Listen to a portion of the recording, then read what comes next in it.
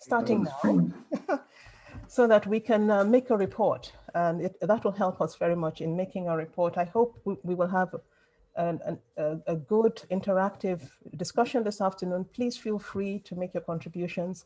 If you would like to be reflected in the report, please include your full designation so that we, or your email so we can contact you and make sure that our report is complete. There are a few amendments to the program. Our moderator, Abidemi, is unfortunately held up, but he has sent in his questions, which I shall include in the chat.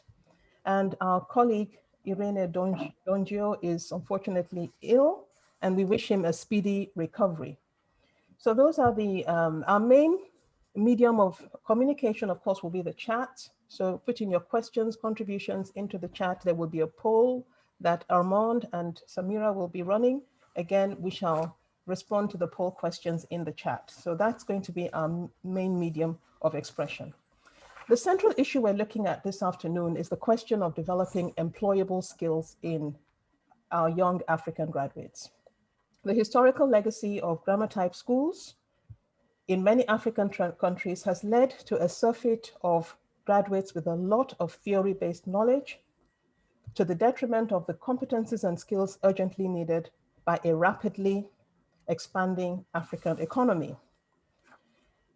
Here in the Netherlands, universities of applied sciences provide technical and vocational education that is driven by the competencies and skills needed by the professional labor market. So in Africa and in the Netherlands, we feel that we can learn from each other's experiences, and we believe there are lessons to be learned and shared. As several African governments are now also trying to bridge this gap in TVET education. In this afternoon's panel, we would like to explore how a focus on TVET education can impact and engage young Africans, young students.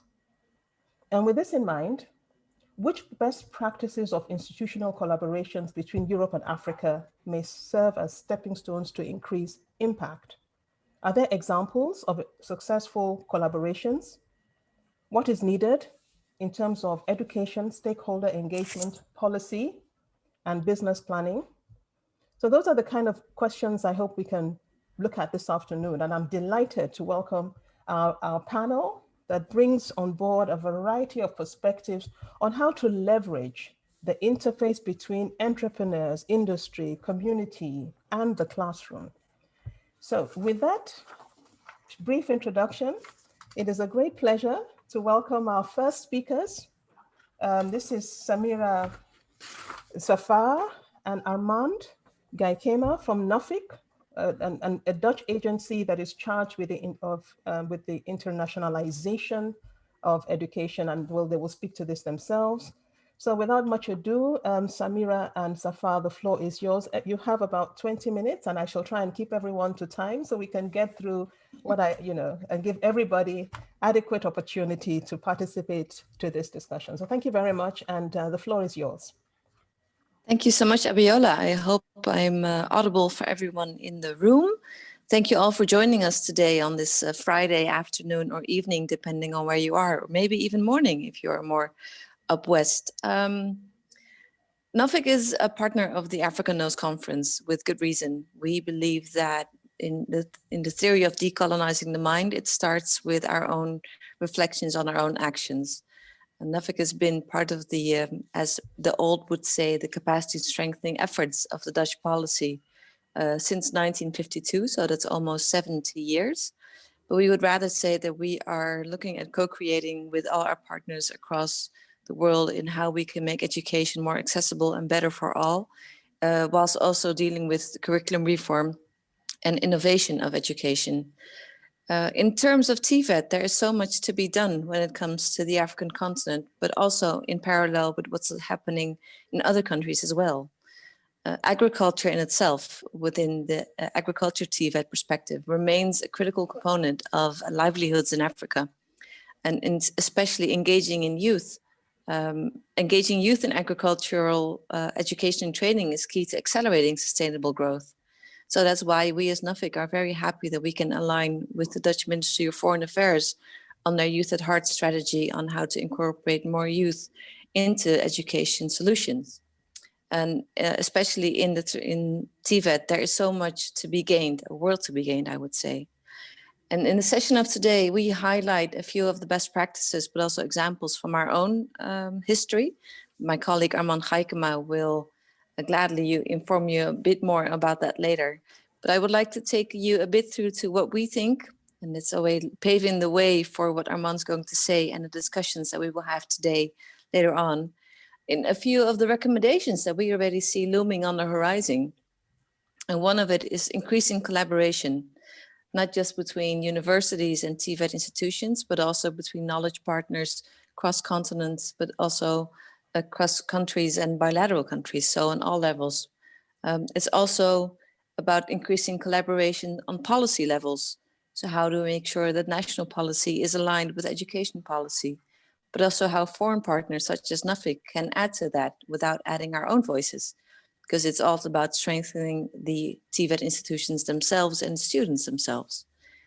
With this, we also have in mind how to increase private sector development and involvement so that students are integrated, the student view is integrated from the get-go, from the way they start with their internship or with their program up until they reach the marketplace themselves in terms of learnability and employability, because both are of equal importance.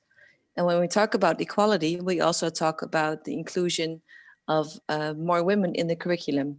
So not just gender mainstreaming or reshaping the gender balance that exists, but also empowerment of all people that are involved. And we are talking about women and girls, but also marginalized groups and those who are disenfranchised. So those are the few recommendations that I already would like to allude to. But I think our discussions of today will take us much deeper and into depth into what TVET and this transformation can entail. Starting off with a more practical side of the NAFIC perspective is Armand Gaikema, who I would like to give the floor. Armand is my esteemed colleague who is responsible for NAFIC activities in a great region of Sub-Saharan Africa. And he has vast experience when it comes to impact assessments and monitoring and evaluations, but also he is knowledgeable on TVET in a broad sense. So the floor is yours, Armand. Thank you very much, Samira. Thank you also for your lovely words about my experience. I can say the same for you. You also are a very good help for NAFIC and for my own team as program officers. Communication about results is very important. I would like to share with you a screen with my PowerPoint presentation. I will use a presentation to highlight a bit more about the experiences and also insights that NAFIC has gained during its history of dealing with management and administration of capacity development programs, also dealing with strengthening of TVET. Is my presentation now also open on your screens? Yes, it is. Yeah. Okay, well, let me just do the presentation. Sorry, just a quick housekeeping rule. Can we all put off our microphones for the duration of this presentation, and we can put them on later? Thank you, Abiola.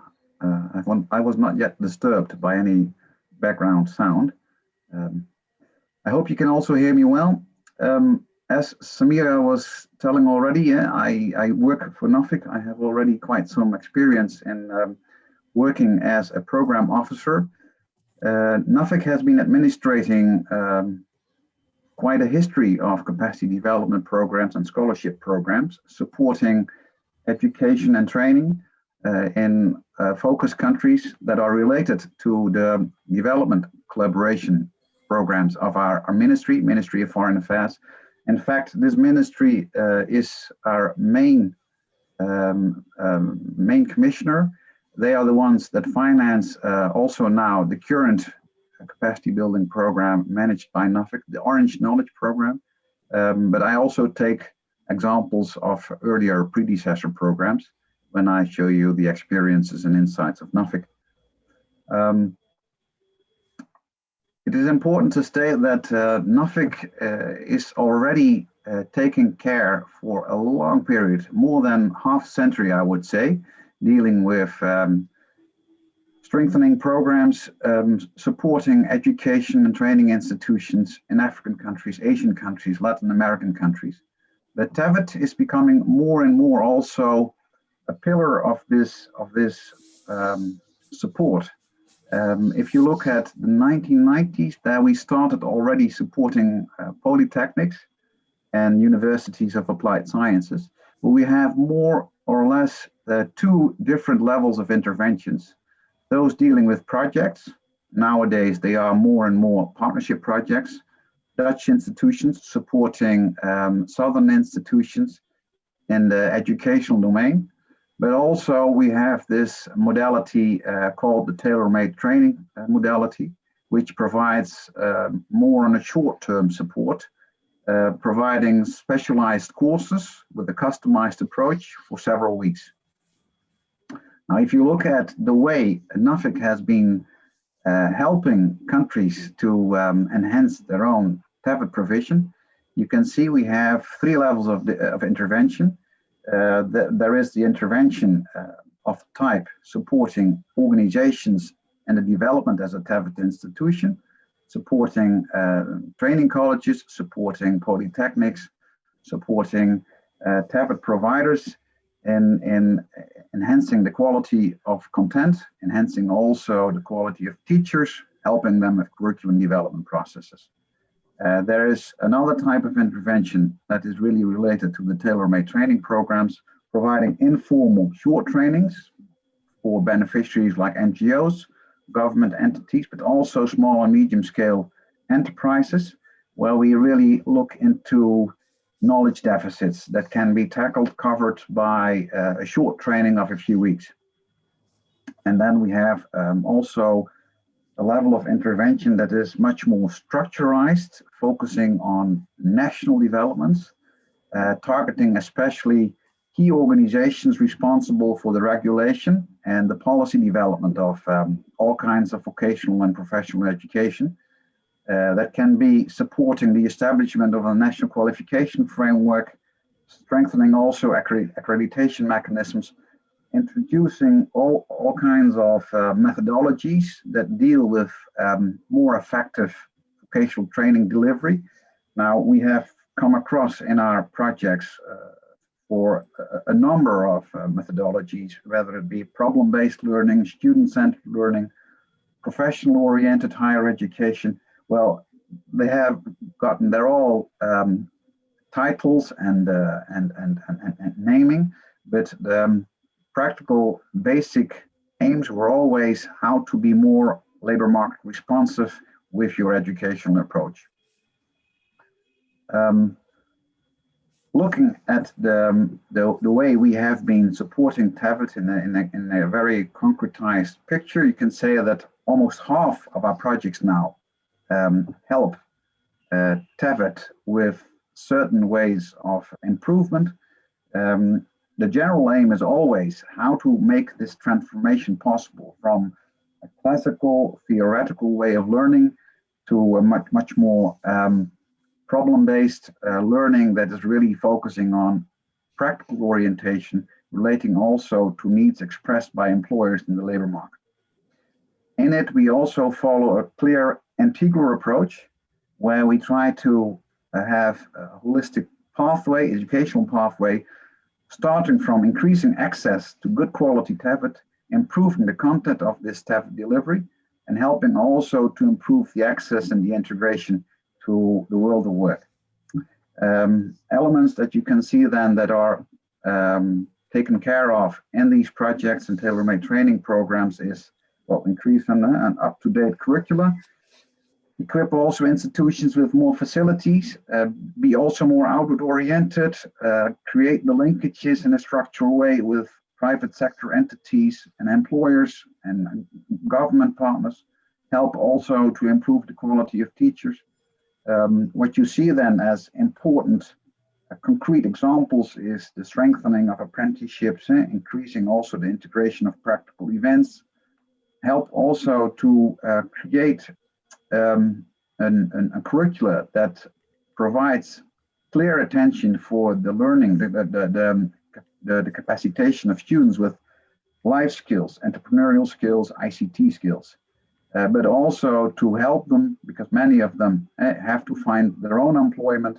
The formal sector is not providing sufficient vacancies. You can see that there is a huge need for creating self-employment, and for that we also focus on the creation of incubators, helping students to gain experience through business challenges at training colleges. But also, yeah, that's also something that needs to be said.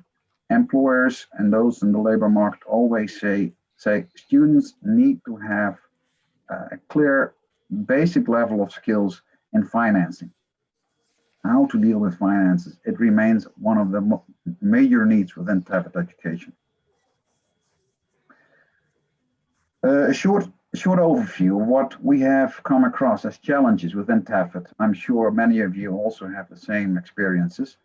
African countries face already for consecutive numbers of years economic development, 4, 5, 6% economic growth is not an exception for African countries.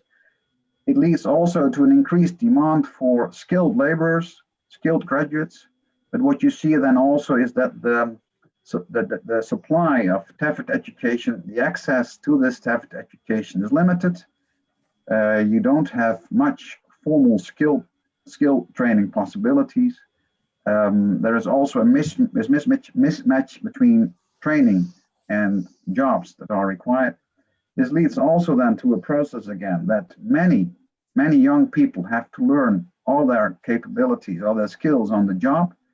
There is clearly a vicious cycle where you see then also that this shows poor quality of services again, a low productivity, and that you also see that people coming from this TVET system, the graduates, they are affected with an attitude of low self-esteem. You see also relatively low starting salaries for TVET graduates, also if you compare this with academic graduates. And the whole system is also affected by a high dropout rate, not only from TVET students, but also from lecturers and mentors that find also greener pastures in commercial domains where they can find jobs with higher salaries. Now, in all those projects and trainings that we have been implementing together with our implementing partners, it's not NOFIC that is implementing themselves through tender processes, through matching. We always make use of Dutch partners. These are higher education institutions, consultancy bureaus, but also more and more TVET institutions, Dutch TVET institutions. Now, the lessons that we have aggregated from our experience are as follows.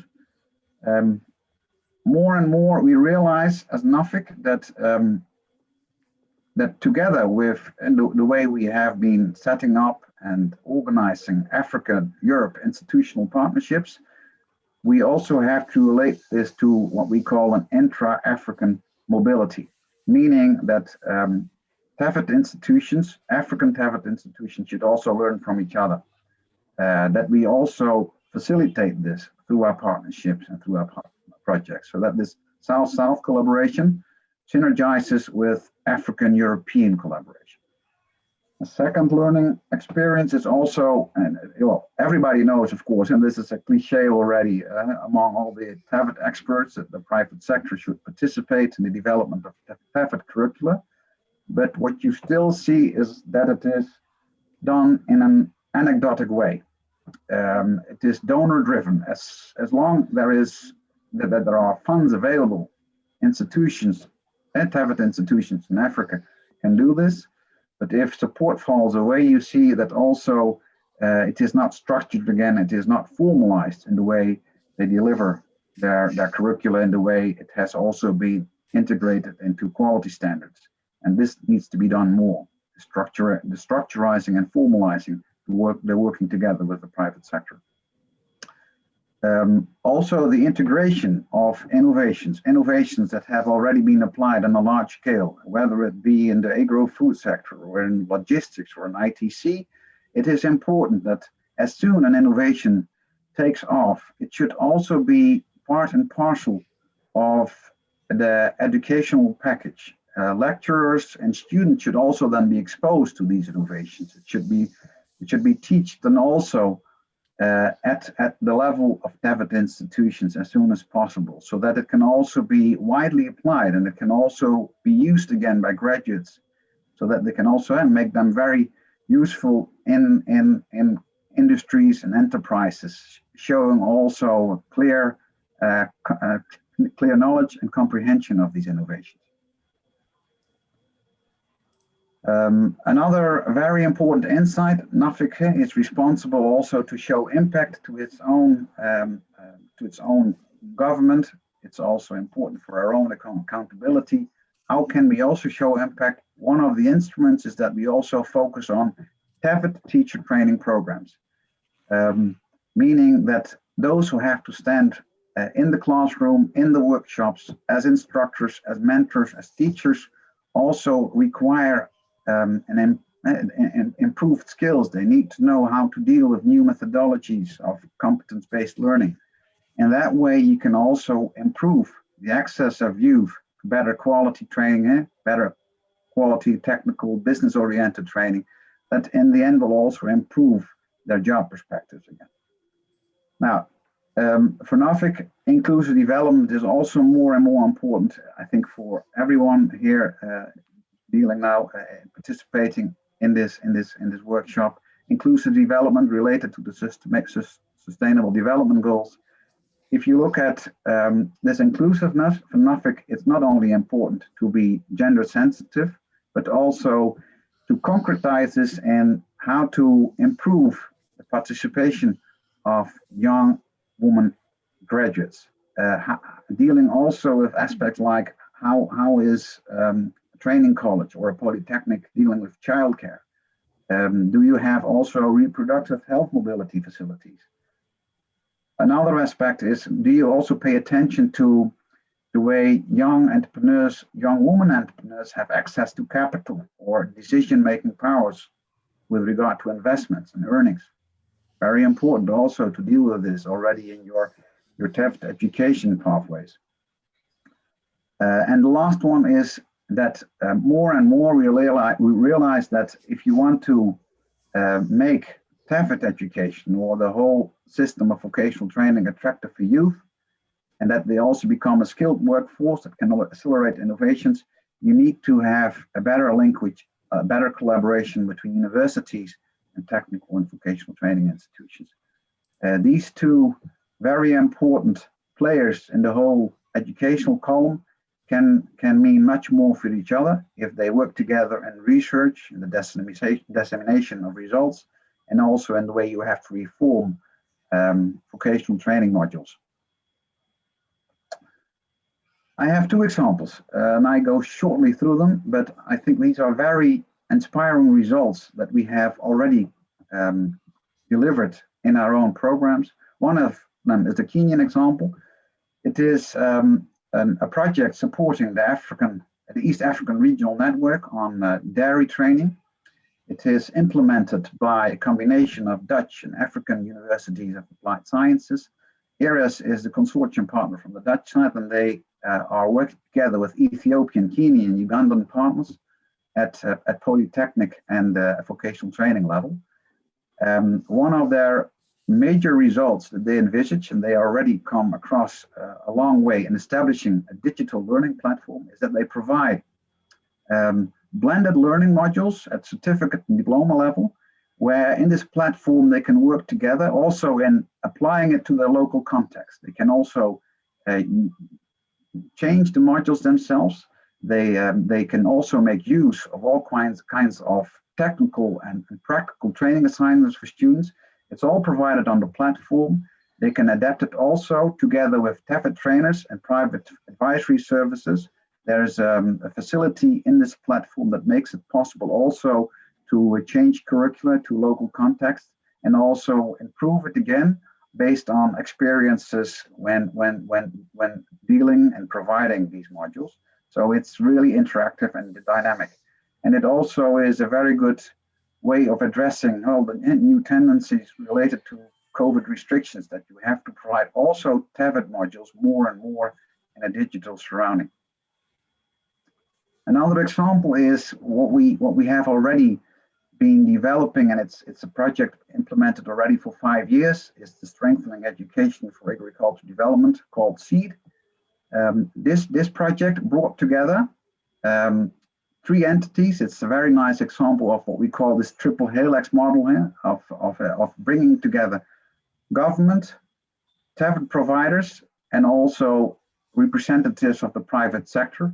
And they have made a link also in this project to extension service training, important for agriculture. In Rwanda, this is typically done by the government. It's still a public responsibility.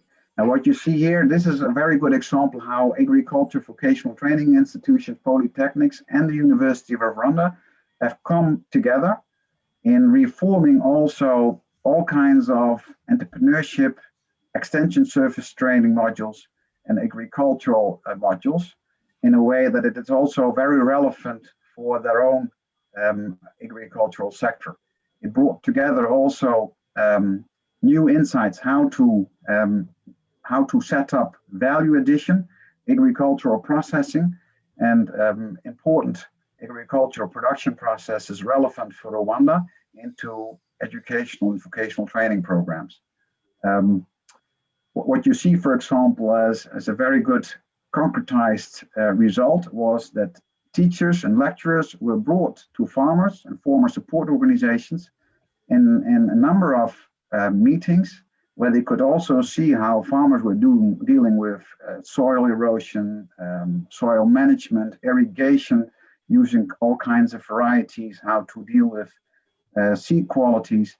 It learned them also how farmers in Rwanda were dealing already with all kinds of innovations, and they could immediately also expose students with this new knowledge on the actual agricultural development that was taking place in Rwanda. Sorry to interrupt, but Armand, if you could begin to wind up. This is my last slide. So this is what I would like to say. These are 2 examples of how we tried also and to bring into practice our lessons learned. There are much more examples, and I'm sure also that the coming panelists will also bring very nice examples. But it is also how to aggregate in the lessons that we have learned and share it with each other. There is one poll question which I would like to share with you, and I'm sure Samira can help me with this. She has set up this poll question. Yes, thank you, Armand. Also, thank you for elaborating on our NAFIC approach to TVET. Because we had the aim when designing this this session for today is to engage with the audience, you being the bearers of knowledge as well, as much as possible. So we thought about asking you the question about what you consider to be the main challenges for TVET in your country. So please sound off in the chat, fill in the answer, or maybe a different kind of approach that you would like to see. We're very curious to see, and maybe these topics can come back as we guide ourselves through the rest of the session. So if you think that the main challenge is the mismatch between supply and demand, we'd like to hear more, or maybe the low quality and ineffective training, as Armand also already mentioned. The very much theoretical approach instead of the practical approach. That's something that we have also mentioned before in Armand's keynote. So let us hear, let us know. And back to you, Abiola, and we'll get back to these challenges, I think, throughout the entire session. Thanks, Armand, as well. Thank you for such a brilliant start to our discussions. And I really would hope that many people will respond to this poll. So I'm just going to blather on for a second or two to give you a chance to put in your response, because I think it will be very good to get your feedback.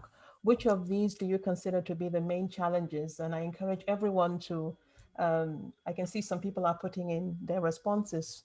Let us have your feedback on this point before I move away from this slide. So while I'm introducing Diana, can you keep your slide up, please? And then I hope by that time we will have more responses to this very good question that you have posed to the to the audience. It's my great pleasure to welcome our second speaker. Diana van der Stelt is the co-founder and director of Maxim Jansa IT Solutions.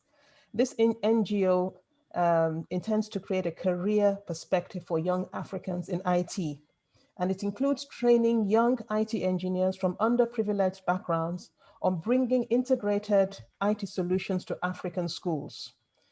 And well, I will leave Diana to make further introductions because I understand she's also here with a team. So we're looking forward to your very practical perspectives on this TVET issue. So Diana, the floor is yours. I think at this point you may want to share your screen, and I would like to say a big thank you to Samira and Armand for this great start to our afternoon discussion. Thank you very much. Good afternoon. Can you see my screen? Yes. Okay. All right. So let me start by saying that I'm very happy to be here, and it's important to state that I'm here as the Dutch co-founder of the Maxim Jansa Foundation, but I'm here indeed with a team. My fellow or co-founder Stanley Kwachidanchira, who is our director in Accra, and Ibu Kamara, who is our country director in the Gambia, and also responsible for a vocational training program that we have been launching together with him. And I'll be very happy to invite my colleagues also to take the floor in a panel discussion. They're all daily on the ground, and I'm also half-time on the ground in West Africa, while also helping to launch collaboration between these African schools, our own training programs, and partners in the Netherlands, being universities of applied science, University of Utrecht and Twente, and also a number of companies that sent us their ICT professionals to train young IT graduates to prepare them for the job market. So we have a lot of partnerships between the Dutch and the West Africans, Ghana and some other countries where we've also started to operate recently. So I'm here with my two colleagues, and I'm sure they will come in with this discussion. And yeah, I think one of the discussions I had with Abiola when we prepared for this meeting was, why does Africa need a learning transformation, as we call it? We think that there is a gap between the job market and what people find in their educational system. And we see that there is a lot of youth unemployment in Africa, and that the current educational system is not sufficiently helping to equip students with what we call 21st century skills. And we think that interactivity is one of the key factors there. It's very important to have an interactive and activating way of learning rather than having a talking head in front of a blackboard that is giving you a lot of information that you can then learn by heart and reproduce without even knowing if you understand. And yeah, I think that is, if that is happening from basic school, later on when people move on to either university or vocational programs, that is also not helping them. So students get not enough opportunities to get practical experience and very little attention to what we call soft skills, which can be ICT skills, but also collaboration, communication with others, time management, and so forth. So yeah, a few quick pictures that are part of our learning philosophy. It is about the different learning styles. We all know from science that there is that people learn in different ways. You have people who learn in a visual way, or by reading, or by writing, or by seeing, or by doing. And they all have different styles of getting acquainted to what the content of the curriculum. And the learning should actually take into account these kind of differences. I've been in a school board in Netherlands, and we had all these discussions about boys and girls, and why the girls are doing so well in the Netherlands in the high schools and the boys are terrible. And it's also partly based on this, that learning styles may be different between boys and girls, and then especially teenage boys can suffer a lot from a very typical high school approach. And they're just, too much moving and active to sit down and listen to the teacher. So that's not helping them. So we think There should be all kinds of ways of learning and taking into account these different styles. We also know there's just a few learning theories that I show here, like the Bloom's taxonomy, but also, you know, the level of learning and the level of really understanding something, whether you read something or you hear it or you see it or you hear and see it or you actually do it. And each time you have when you actually have an active way of practicing what you learn, you see that people remember and they also deeply understand what they have learned, rather than just memorize it and then rehearse something on an exam.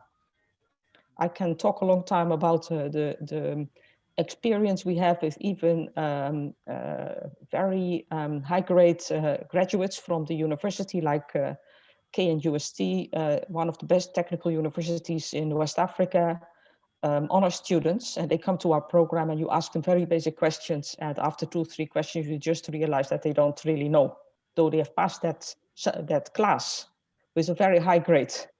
So they've just memorized the book and wrote the exam, but they don't really know how to apply it. And that's a problem, including also things like critical thinking, creativity, collaboration, communications, what we call these soft skills that should also be part. Everyone who goes to the job market knows that these things are important if you go into the workplace. So if you take these things together, we think that learning should be different from the traditional way of putting a teacher or a professor in front of a blackboard, and it should hold all these different things, the learning styles, the different ways of helping people to energize and to practice, and also these soft skills, as we say. So we have developed an integrated approach for 3 levels of students: school children, high school graduates, and that is where the vocational training comes in, the TVET, and also for university graduates. So we have our learning transformation program, we have our vocational training for hardware and electronics repair, and Ibu Kamara, who is in our panel today, is also leading that training center and has a lot of experience with the same philosophy, like how that works for that target group. And then we have boot camps for ICT graduates in different domains, where we try to add up to the current university curriculum in West Africa with all these things that we think are lacking. We put them into a 4-month boot camp to help people to catch up with these deficiencies, so to speak. So when it comes to the schools, I think we feel that's very important, because we think that is the foundation. We can work a lot with brilliant young IT graduates, of those who have made it through senior high school, but it also starts with the basics, right? If you have a good foundation in a basic school, primary and junior high school, that will help you to also proceed in life and even make it to these tertiary education. Or you will get stuck maybe when you're 14 or 15. You will get out of school without any certificate, and you'll just be basically unemployed. So we do different things like equipping the teachers, introducing them to multimedia teaching practices, and there we also believe that the ICT helps a lot. And we bring in hardware and networking into the schools as well. And software, of course, we have this individual learning management software and school management software. And recently we also started a digital library for Africa, where we are putting in learning content for schools, teachers, and also ICT professionals for our partners all over the continent to use. That will be like quality open source learning materials, because we feel that it should not make any difference whether you are born in a rich or a poor family to have access to quality education. And then we help schools also to implement all these different innovations over the years. So we never talk about ICT as such. We talk about learning transformation. We think ICT can help teachers and also the children to get these skills, but it's more of an attitude and a capacity to lifelong learning than having a machine in front of you. The machine is a tool to that. And yeah, I think we have been very successful. We started in 2016, and last year we won an international award at the Internet Governance Forum in Berlin from the United Nations for our contribution to digital transformation in Africa. And I think the fact that we are very interactive, very practical, but we also that we integrate all these different components in our program are key factors there. And then, of course, we also try to be very frugal. We basically are professional beggars, as one of my colleagues would say. We just try to get everything for free, keep things affordable, so we can easily also distribute it and share it among our new partner organizations in different countries and cities. And which is also very important, I think, is we are evidence-based. Just last week, we had very successful event where our Maarten Smulders, our master student from the University of Utrecht, ICT for Development, graduated with an A+ in his research for us to make an impact assessment methodology to measure the impact of our interventions in the school system in West Africa. And that is, I think is going to help us to even improve more in the future when we see exactly what is working and not working, and collect that information consistently in all our projects. So yeah, we have done that together with the University of Utrecht Business Informatics Department, and we did a trial this year. It was difficult because schools were closed because of the pandemic, but in the coming year, we'll have a new project with them and with one of their master students. And we are going to implement this methodology fully in all our projects. So yeah, so currently we have Bootcamp Training Center for Young University Graduates in Accra in Ghana. And then we have a Vocational Training Center in Banjul in the Gambia. And then we have schools with learning transformation programs all over Ghana. Support foundations in the Netherlands and Belgium, where we also collect hardware. A lot of people give us their end of life cycle hardware machines that are still very good.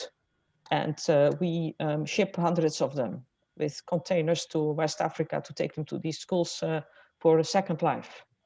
And then at the moment we are opening up new country offices in Burkina Faso, Nigeria, Sierra Leone, and South Africa. So we're really moving fast, and because we've set up our whole concept as a sort of a franchise, it's yeah, it's easy to copy. So we are currently copying the concept of Ibu Kamara in Gambia to Ghana to set up a vocational training center there in various cities. And then the school project we've done successfully in Ghana can also be implemented in the Gambia, because we think the school system is similar. In ECOWAS, there is a harmonized educational system.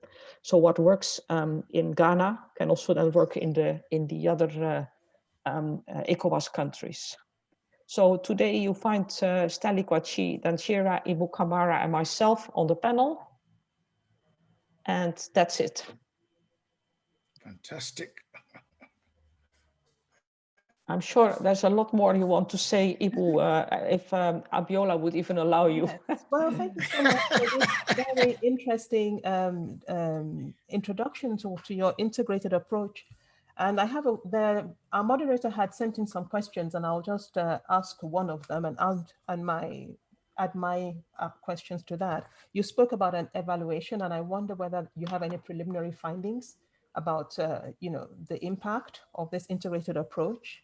And are you an outlier, or is this the beginning of a new approach here?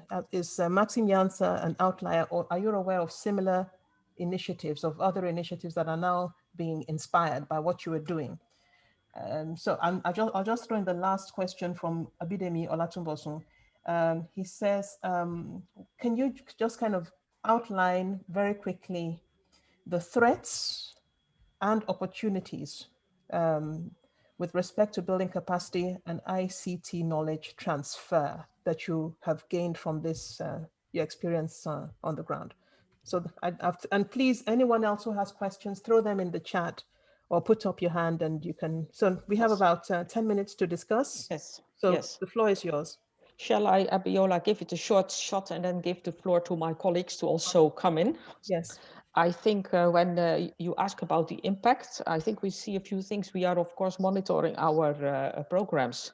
And I think for the professional training, it's sort of simple because the question is, are they having a job? We have like 50-60% youth unemployment in our target group, which are young graduates from underprivileged backgrounds. And then when they come to us, it's like 90%, 95% of them finding good jobs, quality jobs in their field.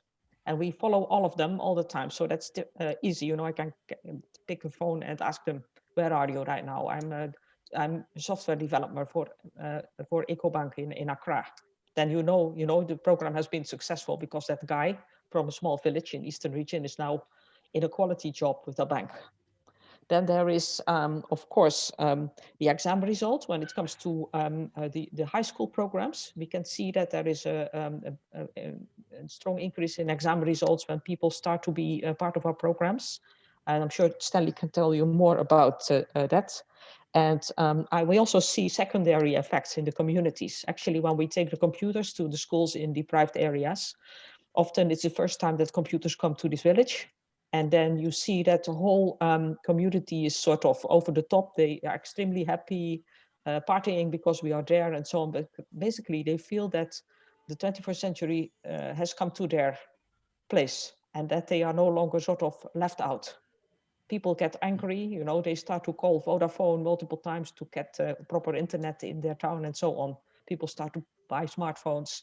So you actually see that we sort of have a sort of a spin-off effect where we see that once the teachers are using the laptops and are using ICT in the school, then it is sort of impacting their environment and their families, and then everyone is sort of gets infected and starts to use IT. If that's only wasting your time in the evening on Facebook, I don't always know, but I think we see that type of changes, and we want to follow up more to see, because I think once people get access to internet, they get access also to all the information in the world basically for free, sometimes nonsense, but also very, way to get good information, and that is going to change your life in a very significant way. Well, thank you. So this is about the impact, and then I think when it comes to challenges, I think I posted a few. Oh no, you asked if we are an outliner. Yes. I think in a way we are. Stanley may come, and he's currently on a radio show on Sunday afternoons on the national radio in Ghana, having angry discussions about the system there. But I think so in a way, compared to the official government system, we are an outliner for sure. But there's a lot of people who agree with us. And since we've been in the media and also winning this international award, everyone is calling us. And Ibu Kamara is an example. He was also an outliner, but in doing exactly the same as we did, but then in the Gambia. So we decided to join, and there's more people even, I think, maybe listening to this conference right now who are starting Maxim Jansa branches in other places. So once we tell our story, a lot of people agree. So we just, pray that this will be the start of a major change, and that's what we firmly believe it should be. Not because it's Maxim Jansa, but because we think this is how it is. Well, thank you for sharing, your experience. And I wonder whether Mr. Kamara has anything to add to what Diana has said. Yeah, thank you very much, the whole and Diana, for that wonderful, fantastic presentation. Yeah, it's true. Our program in Gambia and the Maximianza program in general in West Africa, the design is unique. And what we are trying to do in terms of vocational skill training program, our method is hand-on-deck training. I'm seeing the mismatch that they're talking about, mismatch in skill training and job sector that has been really demonstrated and is evidence-based in Africa. So we have known those things, and that's what we are trying to do. Right now, our training programs inculcate training of young entrepreneurs with skills that they can use, they can be employed or create employment for themselves. Our perspective in Gambia, the vocational skill training model that we want to put in Gambia with Maximianza in Gambia, we're trying to make one that would be one of the best, because the model increase skill training program and then combined with entrepreneurship development training program attached. This is not like only training them on computer-based training, but we use computer-based training also blended with entrepreneurship so that they can employ themselves, particularly in the sector of agriculture. We're looking at the eggs that we consume in Gambia. Chicken that we eat is from outside. The vegetable we eat, most of them even are not grown in our country. So you have a camp that you build a vocational training center, training young people with ICT knowledge, and then also train them to become an entrepreneur. Either they could just become poultry breeders, and then you attach that in the training package. So you train them on that way. Later time, they will be in their farm producing eggs. So they would have that blended in. The restaurant will be there, supermarket will be there. The supply should come from the people that are already within the training center, supply those sectors. That is the concept that we are trying to do. We've looked at the youth that we targeted, the Maximians training from age 6, age 6, and train them with a campaign to bring computers to all school. In Gambia, almost about 95% of the schools in public schools don't have computer access. Our campaign to bring the computers to those schools to train them from that age 6 until they get to grade 12, that would bring a lot of changes in the life of people. Here in the Gambia, they train from grade school up to grade 12, complete schooling, and then they think of going to vocational school. After grade 12, that would be the first time for some of them to even sit in front of a computer. When would that person finish, get skills on that one and think of getting a job?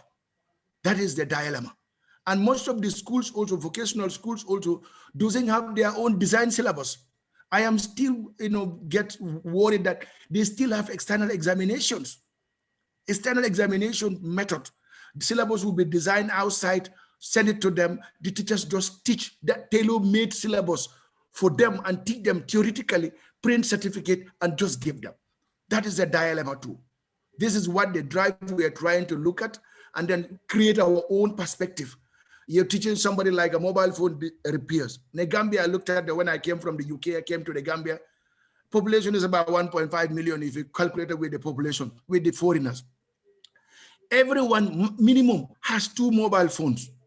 If it is 1.5, you multiply 1 point by 2, that's about 5 million mobile handsets. The tears and wears in the country is high. It's either the audio or the microphone or the screen just got cracked. These are factors that we need. So if you are training them, you train them on the basis of that. So when you are going to teach them how to do that, you have to teach them to take note of the steps that they've taken to solve that problem. That becomes a training manual. Instead of copying and pasting of somebody's training manual outside and start training children. This is the evidence-based training program that we want to do, market-led. Some of the people in the high street don't have certificates, but they repair mobile phones. They repair a watch in the high street. They make a living of it. Why should our vocational skills be only close to only on the theoretical teaching than market-led driven training program? That is our approach. So we're looking at some of them who go to university, like Diana said, complete university with a high grade, come out, and he cannot even wheelbarrow, they cannot fix. And they say engineers, even wheelbarrow is important. Those are the kind of scenarios that we've been seeing. So we are trying to address those kind of problems so that if you are an engineer in that particular sector, you will be able to produce something that the African market would gain. Even toothpaste in Africa, toothpaste, imagine, is being imported. We have banks everywhere. I said it in Ghana. Thank you. So these are some of the things that we wanted to share. And then what Diana said, we can look at those thematic issues that our market needs, train our people, that tailor-made programs, and then move on in that direction. I'm so. No, thank you very much, because you paint a very sobering picture. I can't put it in any other words. It's a very sobering picture, but I guess it is one that needs to be stated. We need curricula to be evidence-based. We need Exactly. curricula to be market-led. And Yeah. how do we do that? And it's good to see what Maxime Jansa is doing as a model. So thank you very much for this very interesting I must confess, rather sobering presentation. It is what it is, but we need to identify the problem to be able to go towards solutions. And we really look forward to your sharing with us the outcomes of this impact and evaluation assessment that you are doing. Thank you so much, Maxime Jansa. Thank you, thank you, thank you, thank and you. I think that is a very, very good bridge to our next speaker, Mr. Abiodun Adenuga, Odunuga, my apologies, Odunuga. He's an international development consultant, project manager for the Nigeria-France Initiative, NFTI, launched by the Embassy of Nigeria in Paris, to serve as a multi-stakeholder platform to strengthen the tech ecosystem between both countries. He's also adjunct faculty at the College of Management and Information Technology of the American International University, and he's a member of the management board of SDG's Africa Independent Assessment Initiative. He comes well with a background that can give us some insight onto how to leverage entrepreneurship support organizations to maybe cheer us up a little bit after listening to Diana and Ibu Kamara. And let us hear from you, Abiodun Odunuga, at this point on this topic. Thank you. The floor is yours. Thank you so much, Dr. Abiola. Thank you for the opening remarks. It's a pleasure to be here. And I want to also say thank you to Amanda and also Diana and Ibu Kamara for the justice they've done. I feel you've already set up the tone for, taking this further. I'm involved in different things, as just Dr. Abiola has mentioned. I wear like 4 caps. I do development practice, things that borders around the SDGs. I'm also very involved in entrepreneurship as a consultant to many stakeholders who are involved in supporting young entrepreneurs in Africa. And I'm vested also in education. I'm a lecturer and I also train students across Africa. And I also wear the diaspora cap. I set up, co-founded Friends of Nigeria, which is one of the foremost diaspora organizations headquartered in France. And we leverage on diaspora prowess to be able to, solve local problems in the country. So I'll move strictly into my slides. And then, yeah. Okay, can you see my slides? Not yet? No, yeah, it's coming up. Yeah, fantastic. This is fine now? Yeah. Yes, we're fine. Oh, thank you. All right. So yeah, leveraging entrepreneurship support organizations in Bridgetown and GAM. I like this. I open with this, these remarks from Daniel Gilman, which is, he was the first president of John Hopkins University. And this was the concern he had about American universities. And in his words, he says he hopes that American universities would one day make for less misery among the poor, less ignorance in the schools, less bigotry in the temple, less suffering in the hospital, less fraud in business, and less folly in politics. So this was him, concerned about a mismatch, which we've all, made reference to respect to the African polity. Going further, I have a background in industrial physics, so I really love Albert Einstein, and this is one of the quotes as a claim to him, that the significant problems we face, cannot be solved at the same level of thinking we were at when we created them. So as a matter of fact, if we would like to solve a problem, we need to be able to elevate our thinking and to solve those problems. And so I'm talking about how to solve the present day predicament with respect to our tertiary institutions, and that's GAN. And I just want to make a general definition of what GAN represents. GAN is an old ideology that represents graduates, represents the elites from the universities, tertiary institutions, and town refers to the community where they dwell within, the local community, the villages, the towns, the cities, and that's what town represents. And between the 1914 and late 1980s, one of the things that was used to describe universities was the ivory tower as a word. Ivory tower implies that universities became gated. They were so far apart from the world that they were not making more impact. So they became the ivory tower, and there was so much mismatch. So you had the gowns who were the elites, just like Mr. Kamara was identifying engineers from African universities who cannot solve engineering problems. And so there was a mismatch. And that's why I also need to also make, a reference to the ongoing conversation with respect to how universities can support education in Nigeria. I've been invested in this for many years. In 2013, I gave a speech at the Commonwealth, at the invitation of the Commonwealth, and it was about how our universities in Africa can begin to adopt entrepreneurial education in all the curriculums. That means regardless of what you study, whether biochemistry, whether physics, whether accounting, entrepreneurship should be infused to help people not look for jobs when they are out of the university, but be able to kickstart, processes and systems that also helps them create jobs. I went further. I mean, the convention also went further. In 2015, I was in the US, actually at Columbia University, and it was the same thing. I was speaking then. I titled my discussion there, Trickling Youth Unemployment in Nigeria by Leveraging on Entrepreneurial Education. So this has been an ongoing conversation, that I've had with different stakeholders. But good news is that we've had advancement, with respect to education. One of the things that was a drawback that I noticed was, even though we're just talking about entrepreneurial education, most universities now have adopted that, but there is still a mismatch in the sense that while we've adopted entrepreneurship education, we've not been able to leverage on the critical needs that our polity needs with respect to Africa.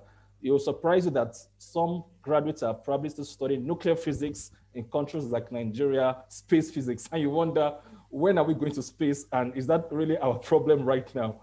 And so the idea is to be able to, leverage on what the present day need is. And we cannot talk about TVET as at today in Africa and not talk about digital evolution, which, Nufik has mentioned about with respect to their projects, with private sector and also in Rwanda. Now, this is just an involvement on investors in Nigeria, across Africa. Few universities have evolved based on the conversations with leveraging on, entrepreneurship and also digital innovation. The C4D lab is, doing so well in Nairobi, University of Nairobi in Kenya. The Better Center in South Africa and Cape Town doing so well. iLab, Africa also at Kenya's Strathmore University. Ibron Startups also a hub for graduate students from Covenant University, Nigeria. So we've seen advancements that universities are not trying to just shy away from what's going on. Universities are trying to do their bit. But with all of this involvement, there's still a loophole. And I need to make reference to successful models, universities who have leveraged on digital innovation and entrepreneurship to be able to foster job creation. Imperial College has a program called Winnovate, exclusively for women entrepreneurs. You go to London, there is a group of few universities, about 6 of them, coming together under the MedTech Super Connector, and they've been able to leverage on their prowess to be able to help young graduates in the field of medical technology to get training, to get mentorship, to get access to industry partners. There's also an incubator in Paris by the HEC University called Incubator HEC, and it's located actually in Station F. Station F is the biggest incubator for young entrepreneurs in the world. It sits on a space of about 34,000 square meters, and you have over 1,000 entrepreneurs from across the world, across continents, Africa, Latin America, all there trying to develop.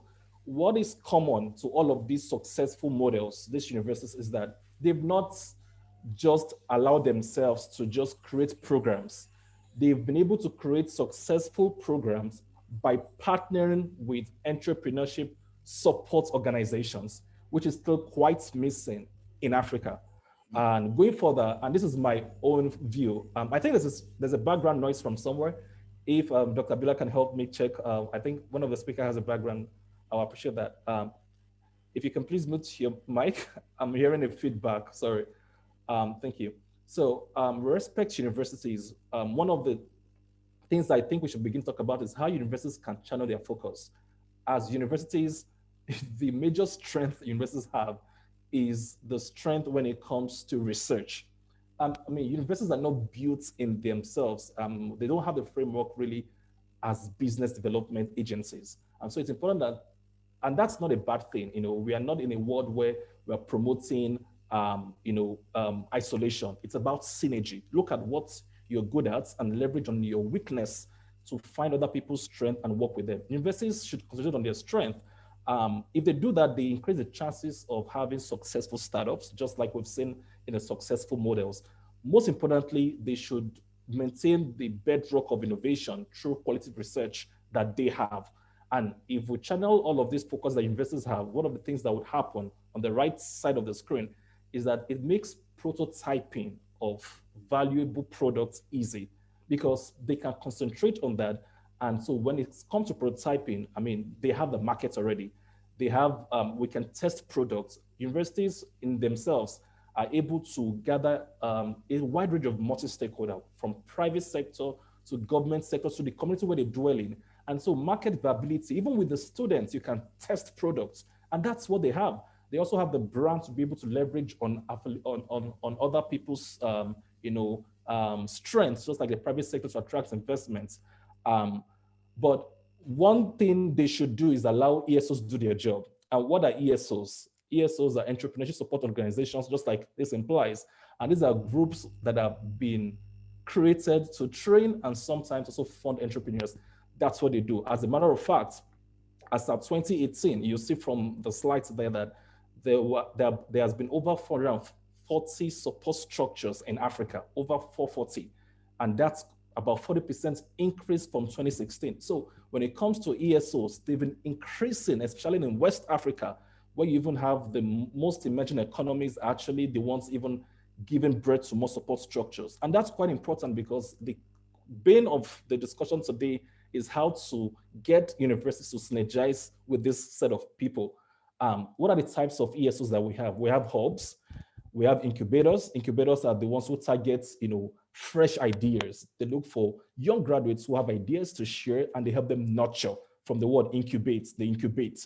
Accelerators look for the ones who have some level of traction and they support them.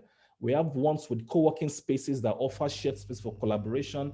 We have the ones called Fab Lab. This one's helps with respect to frugal innovation, which obviously Dana was mentioning also, and they help with manufacturing.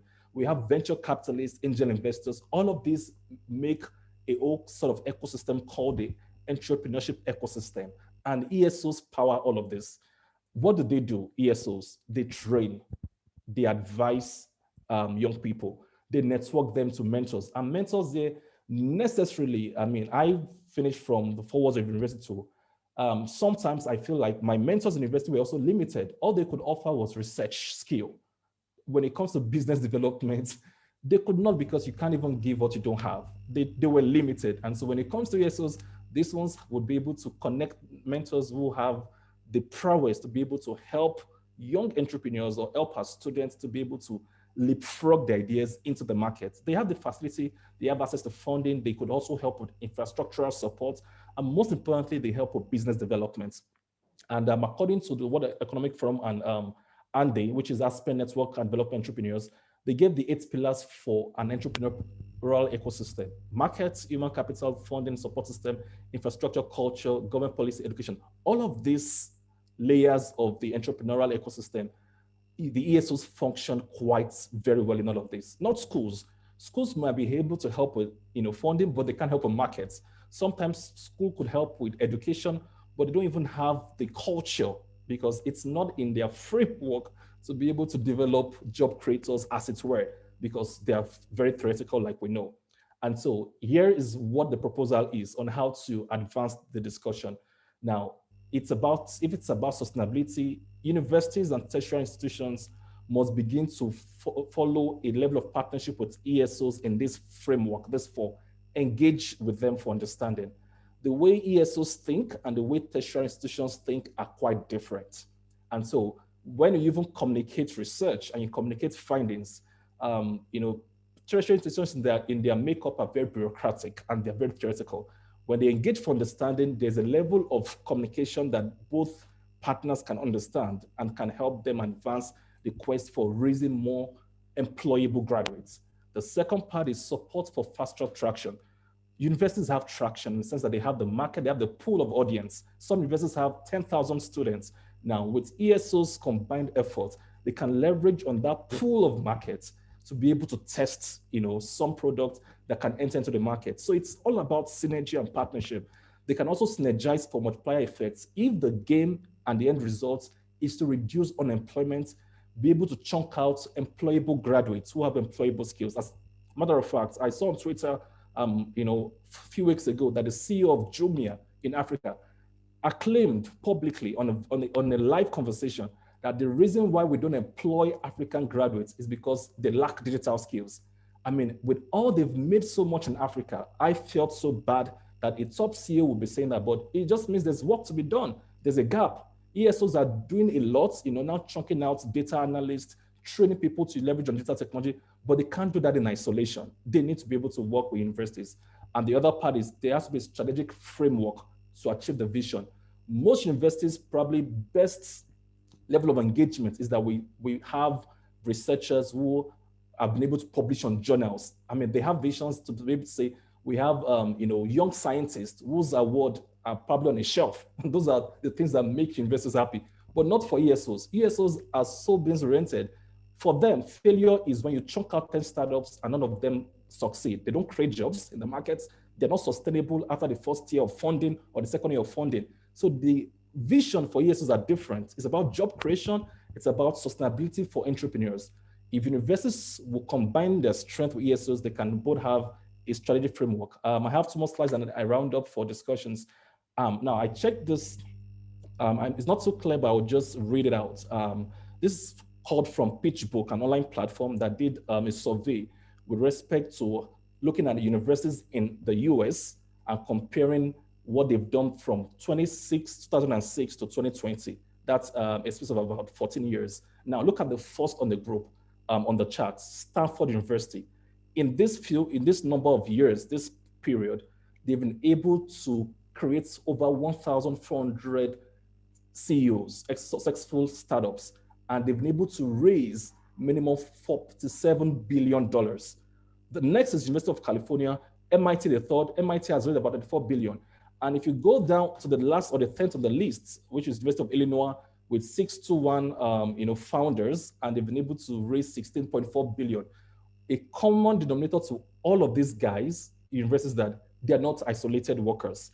This crop of stakeholders or gowns, the universities, the gowns, they've been able to identify ESOs to work with that has helped them build this traction. And it's about learning from the best. It's not about copying and pasting, but we don't need to reinvent the wheel. Tertiary institutions just need to be able to leverage their strengths, search for ESOs that have the prowess and the methodology to be helping them to translate their graduates into employable graduates or even job creators. I will end on a closing note with this. Despite the pandemic, just to let you know that things have been happening even in Africa, which is, I want to end on a very good note, with a good news, as Dr. Biola asked me to. Within even COVID-19 period, about 128 African startups have raised at least $1 million of funding, even within over 128. Now, this already equates to 26% over what was raised last year, despite the pandemic. But bear in mind, all of these guys are not coming from universities, not from computer science graduates or engineering graduates. Most of them are, accidental entrepreneurs or entrepreneurs that were supported by ESOs. Now, the question is, where are the guys who are studying business development in the universities? Where are they? There's a mismatch. The ESOs are doing a lot, but we can do much more in the African context if the universities would be able to leverage on ESOs. This picture is from CC Up and Bosu Tijani. I know it's just a descriptive thing. I decided to, interpret this in my own understanding. It's probably telling Mark Zuckerberg, look out there, check out Africa. And if you can see Africa, there's a mismatch between universities and between the ESOs. Now, the town and the gown are not working together. And the reason why we are alive and doing well is because we've come to be that bridge. And that's one ESO saying that. I mean, he didn't say that, but that's the interpretation. And Zuckerberg is you can see he's quite interested in what he has to say. ESOs need to, work with tertiary institutions. they need to bridge the gap. And I think once we get that ideology set, let universities focus on what they are gifted at. Don't let them get distracted and let them just leverage on what already exists. And I think we can change the tide and the story. Thanks so much. Thank you very much. Thank you so much for this very inspiring talk. And I see a note from Diana in the chat, which says that we are optimistic and things are happening in Africa. And this is what you seem to be making clear to all of us. But what does come through, and this is the question to you, is that a lot of this mismatch, this town and gown seems to be initiatives here and there. It is not structural. Yeah. And you know, if this, if that, if universities would do this, if that. So the question is this something that should be left to, you know, individual initiatives, or is this something that should be mandated somehow, maybe in accreditations, in evaluations of universities? I'd like your thoughts on that. That's the first question. Another question is, how do we leverage, this is from Abidemi Olatunbosun. He says, how can the African diaspora community be leveraged towards building entrepreneurial capacities? And I think underlying this is, it all seems a bit hit and miss. What are your thoughts here? It's good that things are happening. It's good to be optimistic, but so please, your thoughts. Thank you, Dr. Biola, for that. Yeah, so on the first question, what's the place, how do we more like create a structured environment? I think there are things that just the government can do, and we can't shelve from having the right policies. When it comes to the world where people are doing great stuff, from the European context, where there's this sort of coherency in the partnerships, is because there's a policy backup. So you answered the question rightly also. You mentioned how we can adopt this in policy and evaluate tertiary institutions even based on partnerships. Rather than, you know, sometimes we get to accredit universities on different, which is fine, we can keep that, but now we should have new conversations from policymakers on how many ESOs have you partnered with, and how many of the startups in this partnership or graduates have been able to create jobs and are standing even after they got the first funding. So the investors are not now thinking about how to award certificates, because there's so much on you to say, if they're coming from computer science, are they developing apps that are solving traffic problems in Lagos? Are they developing apps that are solving problems in Ghana in the agricultural space? Are they solving problems in Gambia? You know, it's not enough to just come out and say, I'm a Java programmer. If the Java cannot solve and help us live a basic life and decent life in our polity, with respect to Accra, Kinshasa, or whatever, that graduate is of no use, which is the mismatch. Don't separate. So we need to begin to make demands on universities more and begin to say, no, it's not about, we graded first-class students, about 30 in industrial physics. I did industrial physics as my bachelor's, and I developed a locally made turbine. I went to the markets in Lagos called Oshodi, and I bought local things, and I created a wind turbine, but that research project is on the shelf somewhere. So we need to begin to, you know, and then respect to diaspora. How can the diaspora be involved? I think the diaspora has something called diaspora capital. 3 things for diaspora capital. They have people. People means the human resource, you know, and this comes also with knowledge. The diaspora prize themselves that they've been exposed to better ways of doing things. They have international exposure. They have high-level thinking. We can leverage on the people to be able to solve that. And the other part is obviously capital, beyond remittances. Oh, Nigeria, Ghana is remitting, which is going to consumables. I mean, we begin to have to think about diaspora capital in the sense that let Africans and diaspora begin to fund projects in Africa, which is something what we are doing at our own level with Friends of Nigeria, so that they have a bias. Diasporans might not want to go back home, but you can't take the origin. And it's also a way to change the brain drained conversation. There's a brain drain, but with diaspora, you can change that conversation and have brain gain. So while there's migration, diaspora is the good part of migration, because with diaspora, you can offer a platform where they can begin to support ventures with their funds and with their skills, even while not based in Africa. So thank you very much. I think this is good food for thought. We have to have policies that encourage brain gain. That's a nice one. And indeed, this is a policy, government policy level issue, government level policy discussion. And Armand says that actually there are some good examples in Kenya and Rwanda where accreditation of TVET curricula demands this sort of evidence-based partnering as part of the accreditation process. And I think this is certainly something that we should pursue further as we continue to talk about TVET education and training to bridge the 21st century skills gap so that we can actually have a market-driven curricula that makes sense for our local economies and communities. And on that note, I'd like to say a very big thank you to Abiodun Odunuga. Excellent presentation. Thank you very much. Lots of food for thought. And this is our bridge to our next talk. Also, again, somebody who cuts across different jurisdictions, so to speak. And this is Mr. Rotimi Olawale, the founder and chief executive of JR Farms LLC. And Mr. Olawale has a mission to transform agriculture in Africa by undertaking opportunities for growth and business that will engender sustainable food production and increased incomes for farmers in Africa. I will leave the rest of the introduction to him. Mr. Olawale, Rotimi Olawale, I hope you are there. Yes, I'm here. Oh, excellent. So please, the floor is yours. You're very welcome to share with us your contribution for this afternoon's discussion. Okay, good afternoon, Dr. Abiola and everyone on this workshop. Appreciate the contributions of the speakers who have spoken earlier. Yeah, I think very interesting conversation so far. Yes, Olawale Rotimi. I'm the founder of JR Farms. JR Farms is an agribusiness company.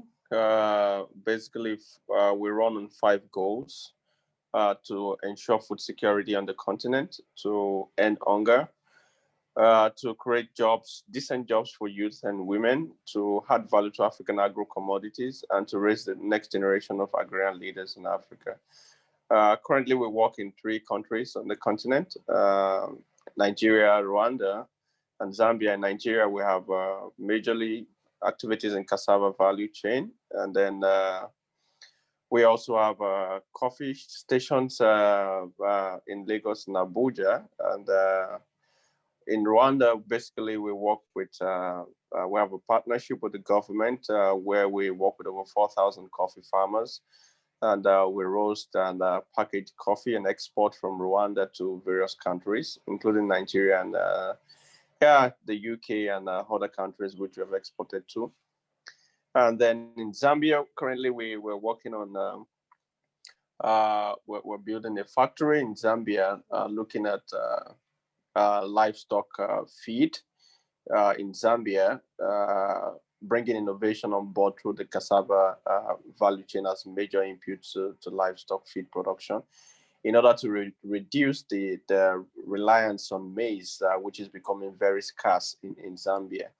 Yeah, so, and also we also have operations in the Netherlands, where we basically look at how we can harness investment from Africans in Netherlands and Europe generally into the agri sector in Africa. Yeah, so that's just like an overview. We'll work with a lot of organizations, yeah, within and outside the continent. We work with some UN agencies, including the ILO and FAO. We work with a lot of governments at national and state level in various countries in Africa. Yeah, so I would just briefly, of course, talk about the current status of agribusiness in Africa. So, yeah, of course, we all know that 2/3 of the world's arable land is in Africa. And Africa is inherently positioned to be successful in agriculture. And also, if we look at most of the agro-commodities globally, a lot of them are produced in Africa. For example, Africa is the largest producer of cocoa. Africa is the largest producer of cassava also. And other crops also produced in Africa. I would often say that almost all things grow on the African soil. Yeah, so of course in the 60s, we we had agriculture really boom in Africa. Using Nigeria as a model anyway, agriculture really boomed. There were a lot of agricultural exports. There were a lot of foreign earnings from agriculture. But of course, in the recent times, in the early millennium and also in the 90s, when there was a oil boom and then technology came in place, a lot of young people are less interested in agriculture and then more focused about technology, about other things. Yeah, but the story is changing really as more and more young people are getting interested in agriculture in Africa. But unfortunately, of course, there are no really formal institutional learning process for young entrepreneurs who are interested in getting involved in agriculture to learn. And the knowledge gap is really playing, affecting the growth of the agricultural industry in Africa. Yeah, for us to raise the next generation of agrarian leaders, for us to bring in young people into agriculture is a necessity, because when you look at the average age of an African farmer, it's between 55 and 60 years. So the question is, in the next 2 decades, where will this 60-year-old farmer be?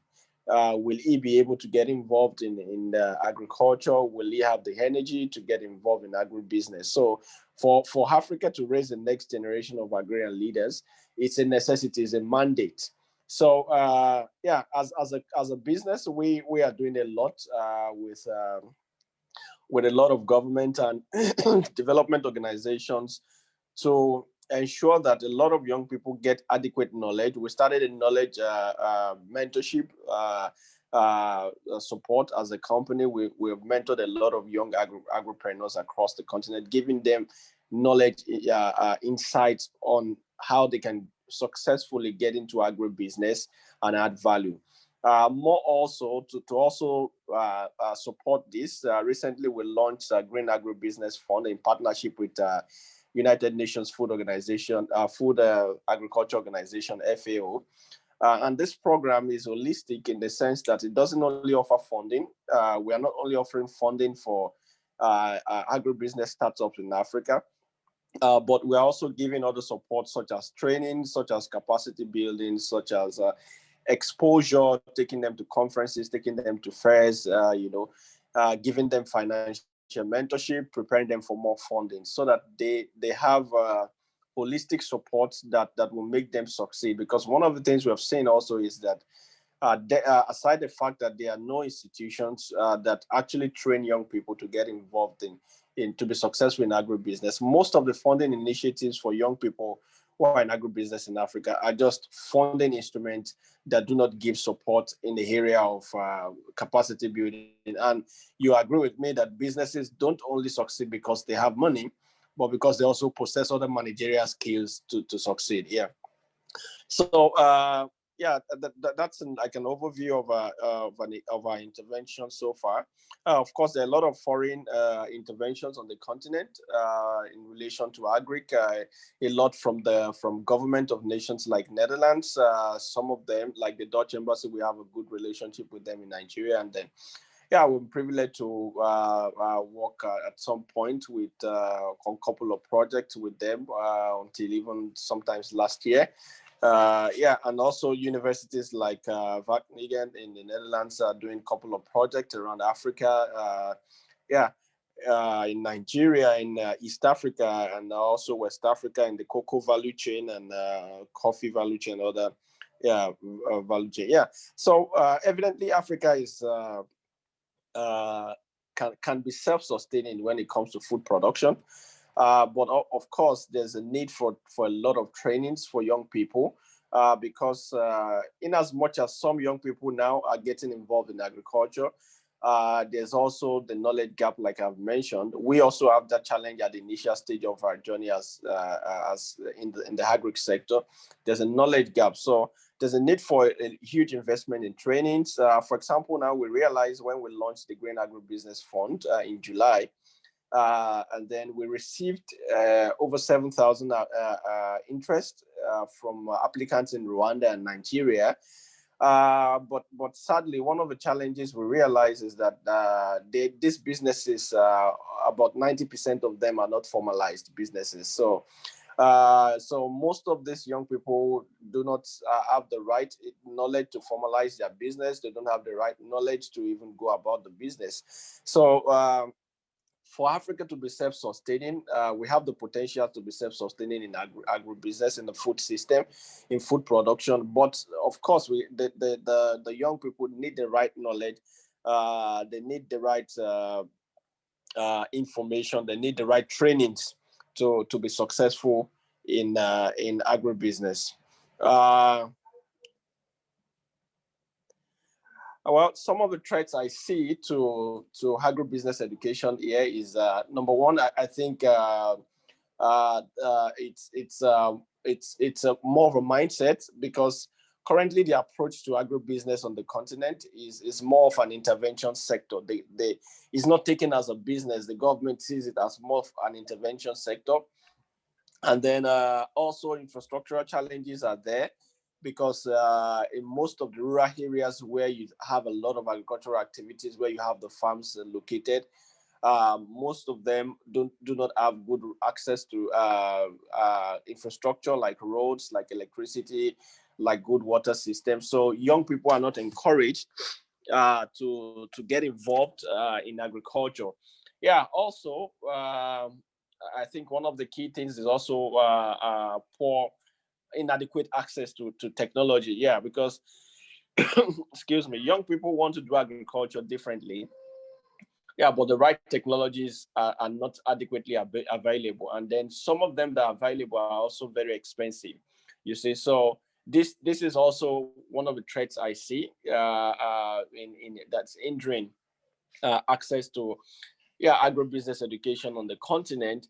Yeah, the opportunities are numerous because in the sector there's a lot of room for innovation. For example, innovations that can link markets to farms to markets. I think that's one major innovation. We're talking to a university in the Switzerland, ongoing since last month, developing an innovation in this line, because it's a major problem across the continent. Linking the farms to markets, it's a major problem, and then there's no holistic solution that actually solves. There's no holistic innovation that actually solves this. So that's like a major opportunity I see. Yeah, also another opportunity. Also, of course, we have a lot of what's it called? A lot of institutions here that can be like a collaboration center. You know, already the youths are in school. For example, in the universities, in polytechnics, which is equivalent to TVET in Europe. Yeah, the polytechnics are there, but there could be some form of integration between, or partnership between, training institute and also innovators who can train in agribusiness education. Yeah, there are a couple of institutions like that in Nigeria who are doing this. For example, the International Institute of Tropical Agriculture, IITA, they're collaborating with various institutions, learning institutions, to offer agribusiness trainings to young people. I know currently they have another innovation with MasterCard Foundation to train about 40,000 Nigerian youth. Yeah, so I know the African Development Bank also is doing something related to that through Enable Youth, offering agribusiness training to various individuals. So these are a couple of opportunities, and of course threats to agribusiness education, across the continent. Yeah, so I'll keep it short that way, and then open the floor for possible questions from the audience. Thank you. Thank you very much, Mr. Rotimi Olawale. Very practical case study. You have highlighted very vividly the knowledge gap, and I think a very serious one. If we can't feed ourselves, what are we talking about? So I think this is a really fundamental issue. The question is, and I think you also touch on a very good point, which is the lack of infrastructure to facilitate engagement at all, even where you want to bring this entrepreneurial ecosystem together. So I see there are a couple of comments in the chat, and I'm just going to give Tom, maybe you want to, because he has an interesting idea of of using some kind of cross-pollination. And so maybe he wants to say something about that. Ton, do you want to contribute to this discussion? Sure. Thank you. Yeah, what I see already for many years is that in Africa, one of the fastest growth sectors are in the religious sphere and in the entertainment sphere. And a lot of the discussions that you bring to the fore this afternoon seems to be related to the make industry, to agriculture, etc. Now, my question is, what type of cross-pollination is happening to and fro between these more service-oriented sectors and the make industry?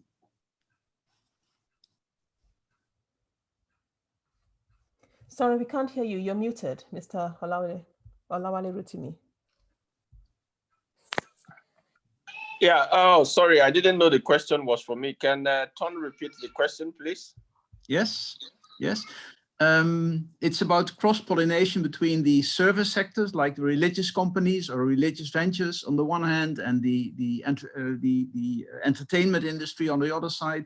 And what's happening there in terms of innovations, can they be transferred to, say, learning experiences in the make industry and the other way around? Yeah, so it's difficult for me to answer this because I'm not in those industries. It's quite difficult for me to answer. For me, I'm more focused in the agri industry, and that's where my specialization is. So, yeah, I may not be able to answer that. Well, I think if I may jump in, I think it is in Dutch they have a saying that you should roll with the oars that you have. Huh? And we do see a lot of activity in the religious Nollywood sphere where there is so much use of 21st century technologies. So that maybe where there's a vacuum, we should first start with structures that are emerging and how those can be leveraged. Maybe that is, I think maybe that was where Tom was kind of going. And I know that churches build schools, they build universities. Why can't they train farmers? Is this, this is just, okay. I think it is a thought along those. Yeah, if he's talking around along that line, yeah, I know that a lot of religious organizations have different training activities across the country.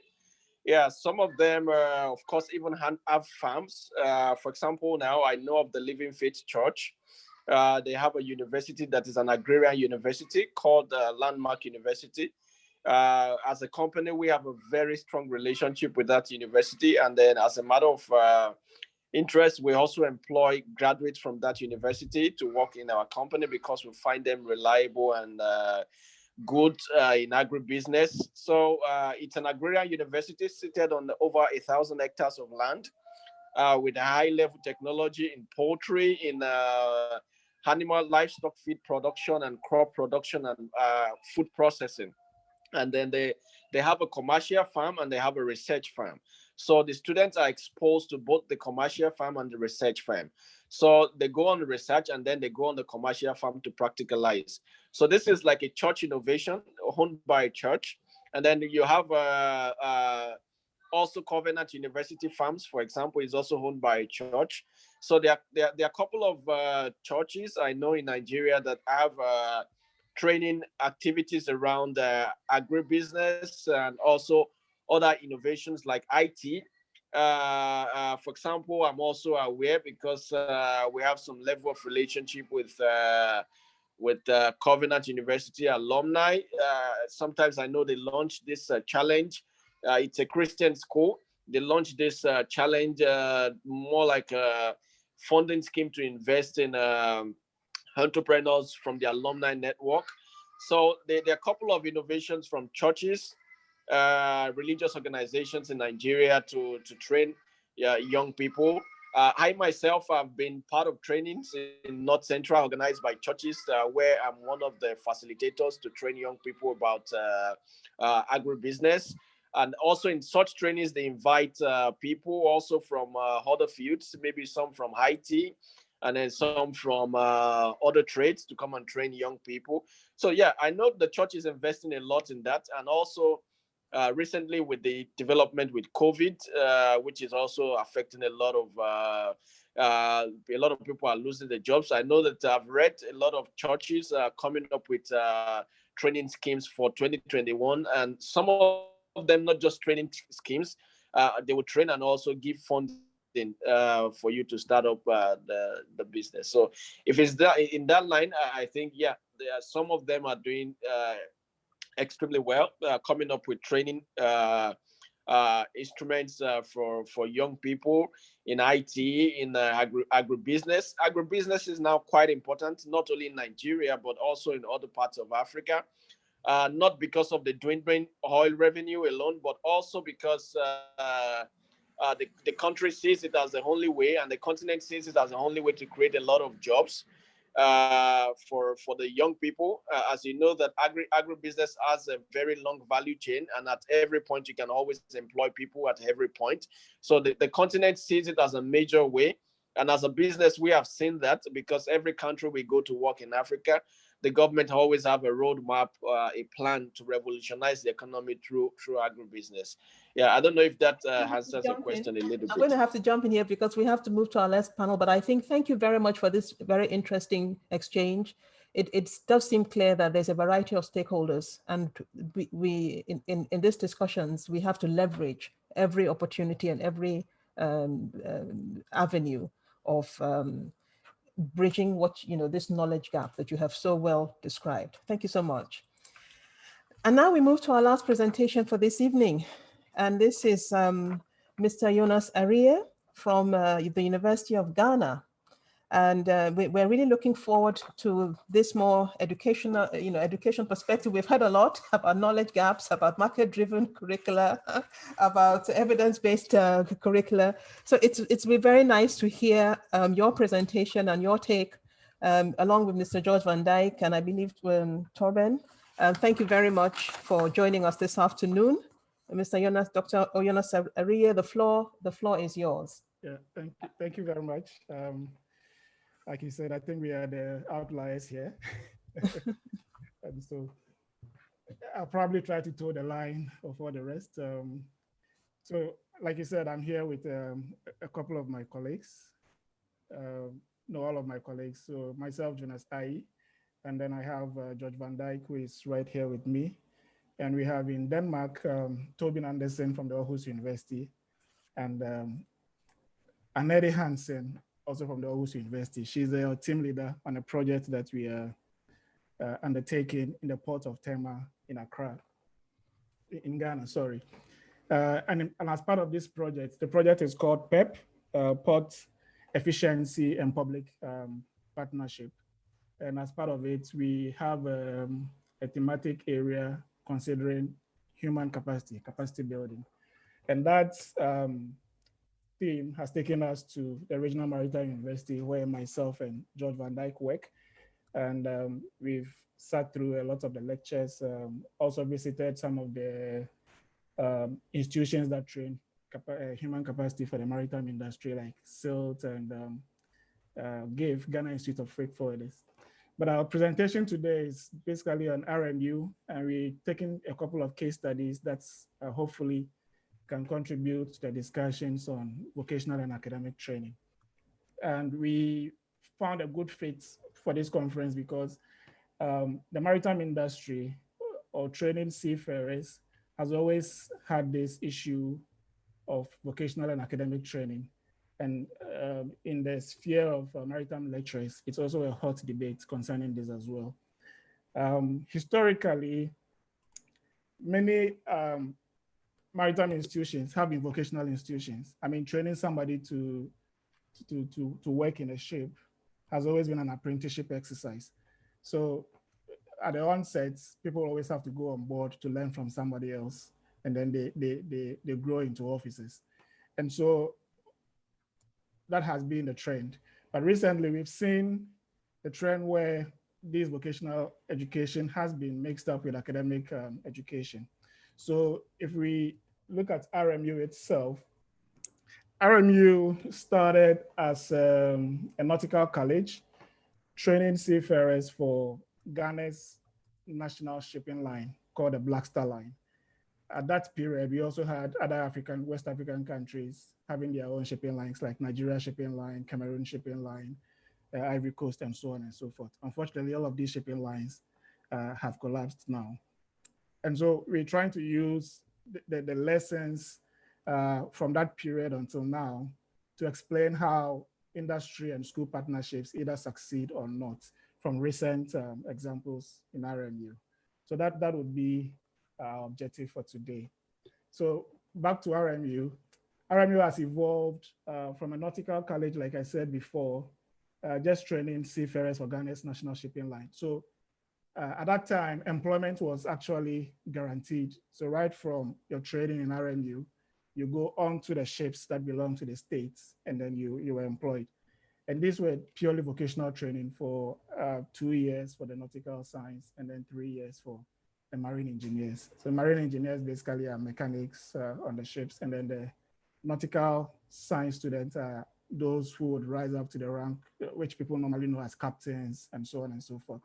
So it was purely vocational until 2003, when the academy then, so it evolved from a nautical college. In 1983, UNDP and some of the other partners in the maritime education and training sector realized that educating people for sea was expensive. Around the time, most of the national lines were also collapsing, and support from government was dwindling. And so they had to find a way of training people also. And so they brought all these countries together.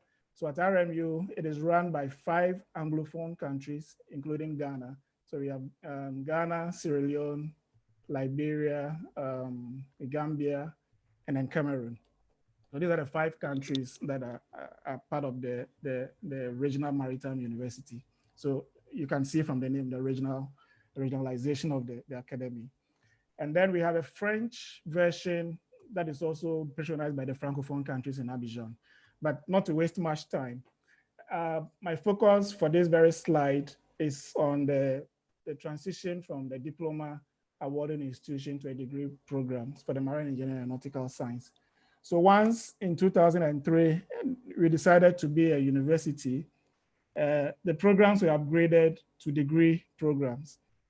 And there's a marked difference between what we used to do and what we do now. And we have evidence of the results that we can show to you later. So in the diploma programs, it was partly in the classroom also, but mostly hands-on in the workshops. And I remember myself when I entered the university as a student in 2003, we still had some of the diploma students in there. And in their program, in a semester, one of the semesters, they never entered the classroom. They were assigned to various institutions or companies within the Tema area in Ghana. So they would spend 2 weeks, say, in Tema Shipyard. They would spend 2 weeks at the port in Tema. They'll spend the next week, 2 weeks in, say, Tema Steelworks. The next 2 weeks in State Transport Company, and so on and so forth. And even for those of us who were students, we could see that these people who were our seniors then had very hands-on approach to everything. If you needed something to be fixed on campus, you didn't need to call anybody from outside campus. These students could fix it for you. So they were really good with their hands. Fast forward 2003, we started a degree program. The first batch of the degree program graduated in 2007 after 4 years. And until now, we've been running that. We see a marked difference between those students we met and my colleagues who were trained in the degree program and after. When the degree program came into being, for starters, we were very few, just like the diploma students. I remember my batch were just 30 people. The diploma classes had about 20 people also, 20 to 25 people, not too many, because at that time, entry requirements were quite vigorous. But once you transition to degree, the numbers increased. Now we talk about hundreds of people in the classroom now. And that means less time in the workshops, more time in the classrooms, less lab work because the labs, the infrastructure hasn't changed much. Less time in the labs and then more time in the classroom. So that practical aspect and the relationship we have with industry, all those 2 weeks of rotating in these other companies all stopped. And now we have a group of students who are much more theoretically imbued than the practice. And so they are not very confident. In another study that I'm doing, some of my colleagues, we interviewed some of them about knowledge transfer and so on and so forth. And what we realized is that when they go onto the ships after 4 years of training, they meet other students or other people from other countries and from other institutions like the Philippines and so on. And the response we're getting is that they feel inadequate.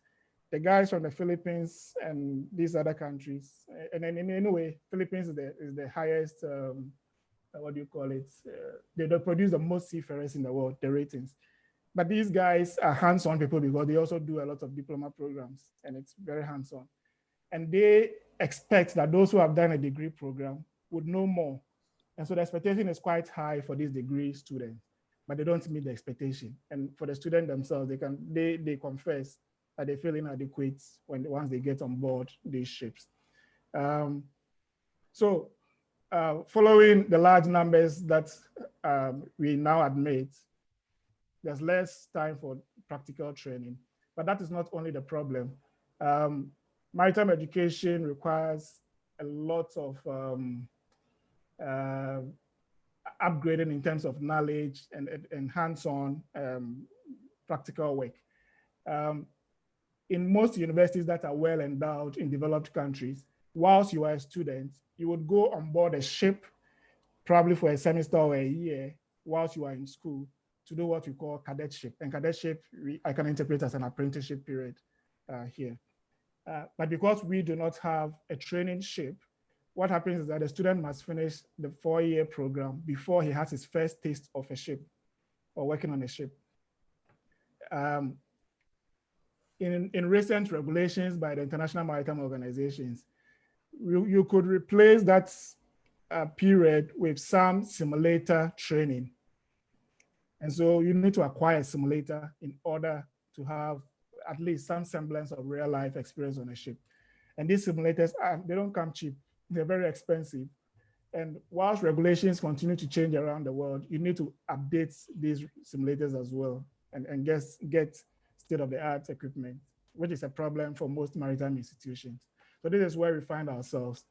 The state shipping lines are gone, so jobs are really not secured as well. So having to go through an expensive education and then coming out without certainty of a job is also quite difficult. So we see the numbers increasing, yes, but usually people would have to work ashore or stay at home for a long time before they can have an opportunity to go to sea. And that is where some of these partnerships have come to help in solving that problem, and we would talk about it later. So to recap the problems, there's rapid change in technology in the maritime sector. And so there's a need for constant knowledge and technology and equipment upgrade. There's resource constraints in acquiring a training ship. There's the cost of the simulator, the maintenance, and then the frequent updates that we have to do. Cadetship placement on board the ships are difficult and competitive because there's so many maritime schools around the world also looking for these opportunities for their students.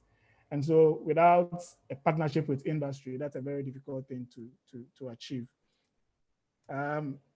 In-house on campus, there's an aging staff who were former seafarers who have the experience. But what is happening is that it's been a long time since they left the ship. And so current developments on board are not known to them, or even if it's known to them, they haven't had a practical experience of that. And so that is causing some kind of problem, especially where these seafarers come back from sea. And I need to explain something here. The seafaring profession is a very long journey.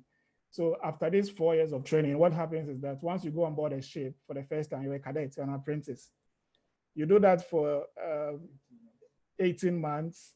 You come back to school again to do what we call a class 3. That qualifies you to be an officer now. And then you can go back on board. If you want to be a class 3 officer for the rest of your life, you can stay there. But if you want to move to a class 2 and to a captain or a chief engineer, you have to keep coming back to school.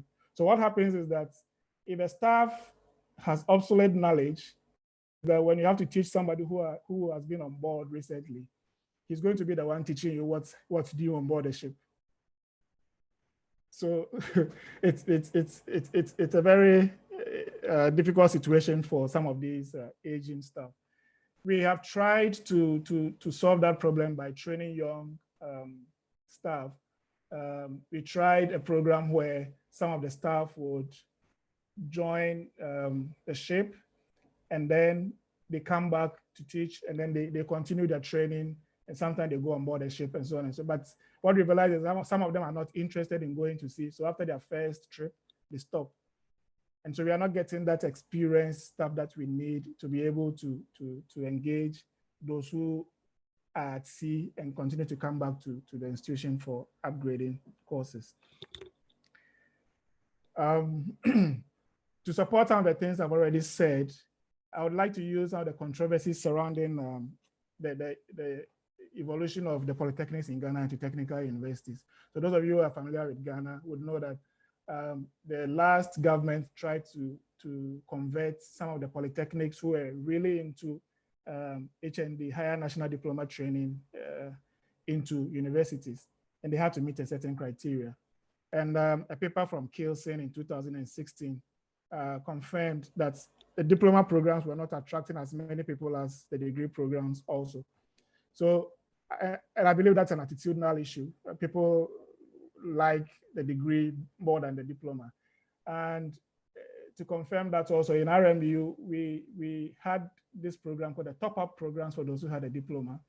And we realized there are a lot of people coming from industry with the higher national diplomas from all these technical polytechnics, seeking to upgrade, because what they say is that they do all the hard job in their companies, but those who have the degree take the biggest salaries and they are their bosses. Yet they can feel within themselves that they know better than these guys with the degree programs, because they have the diploma guys have hands-on technical expertise. So that's what's happening. Everybody is going for the degrees. So the numbers are increasing. But the risk is that we don't know whether the new technical universities will still focus on the workshop training and the hands-on training once their numbers continue to increase like this, and if they will not try to compete with the traditional universities. Another issue, the attitudinal change that I kind of want to point out is one from Frimpong in 2008, and also talking about even the record keeping in the polytechnic changing because they had to change status from a polytechnic to a university status. So the attitude is not just with the public, but it's also even within the institutions. The fact that they're running a diploma, they do things different from what they are doing as a degree awarding institution. Sorry. The discussions around TVET training has been active recently, and some of the literature we came across looking at South Africa. The problems, a lot of these actually highlight problems, and a few give solutions. And I like to go through these few. So Ale in 2012 was looking at South Africa. And I think some of the problems he identified was the fact that there's inadequate social security, and there's high level of job insecurity and high levels of inequality.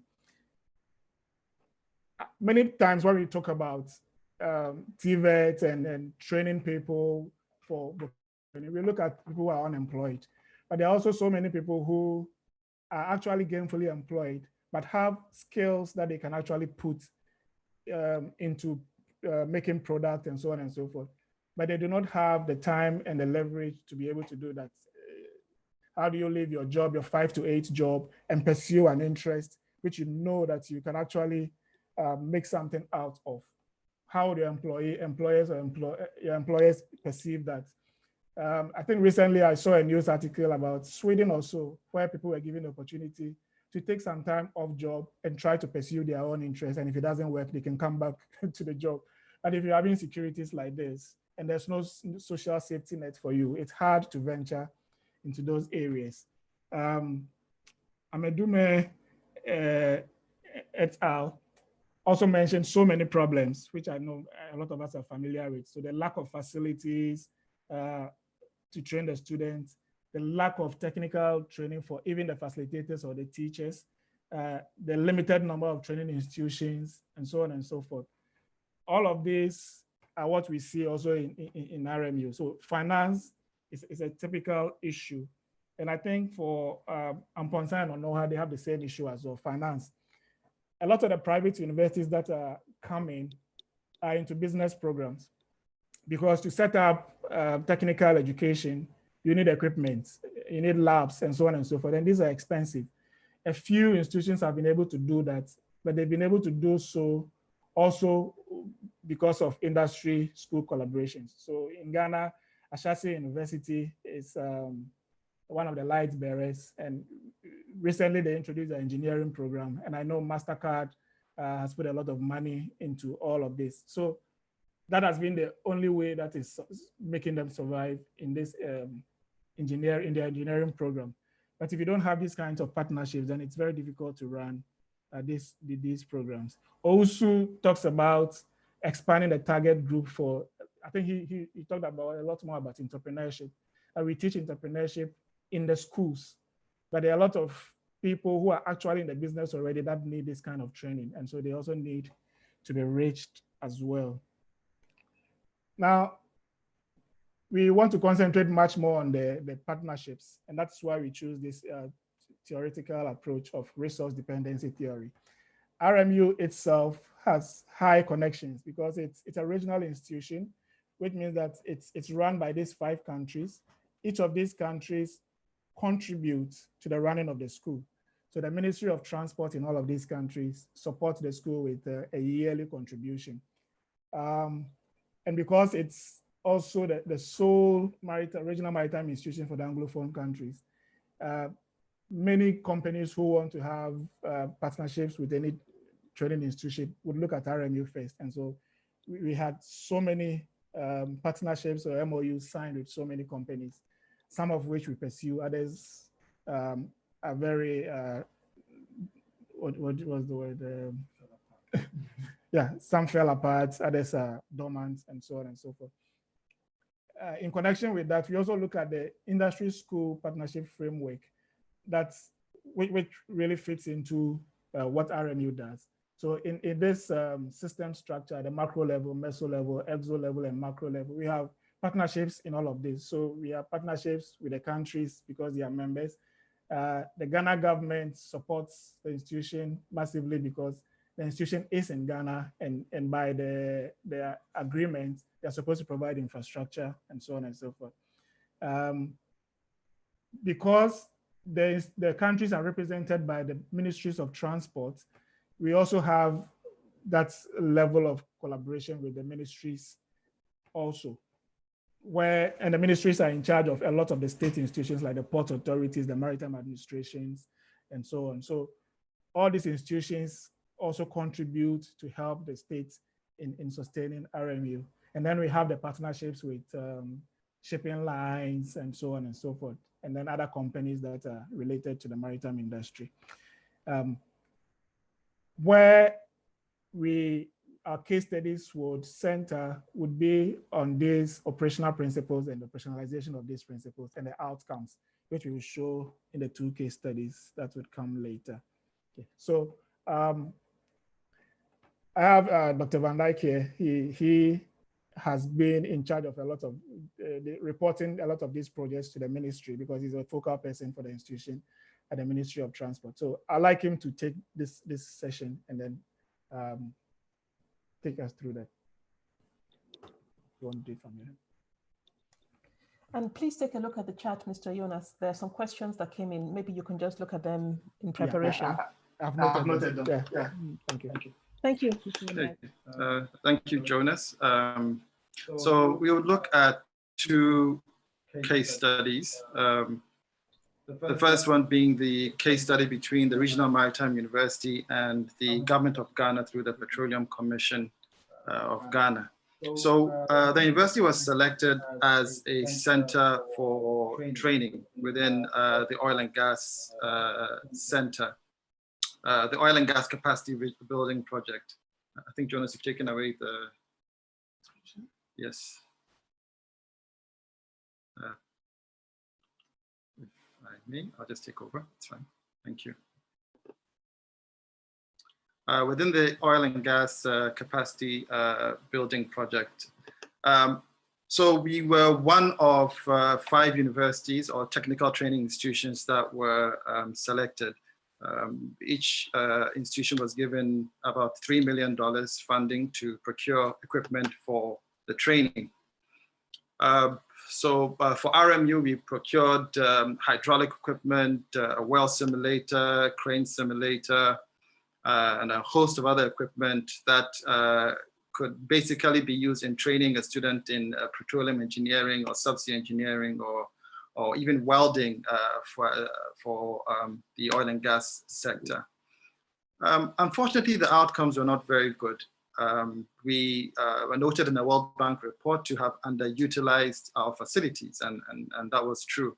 The university didn't focus on the curriculum development for the different programs that could have fed into the oil and gas training. We didn't have any strategies for utilizing the equipment that had been procured.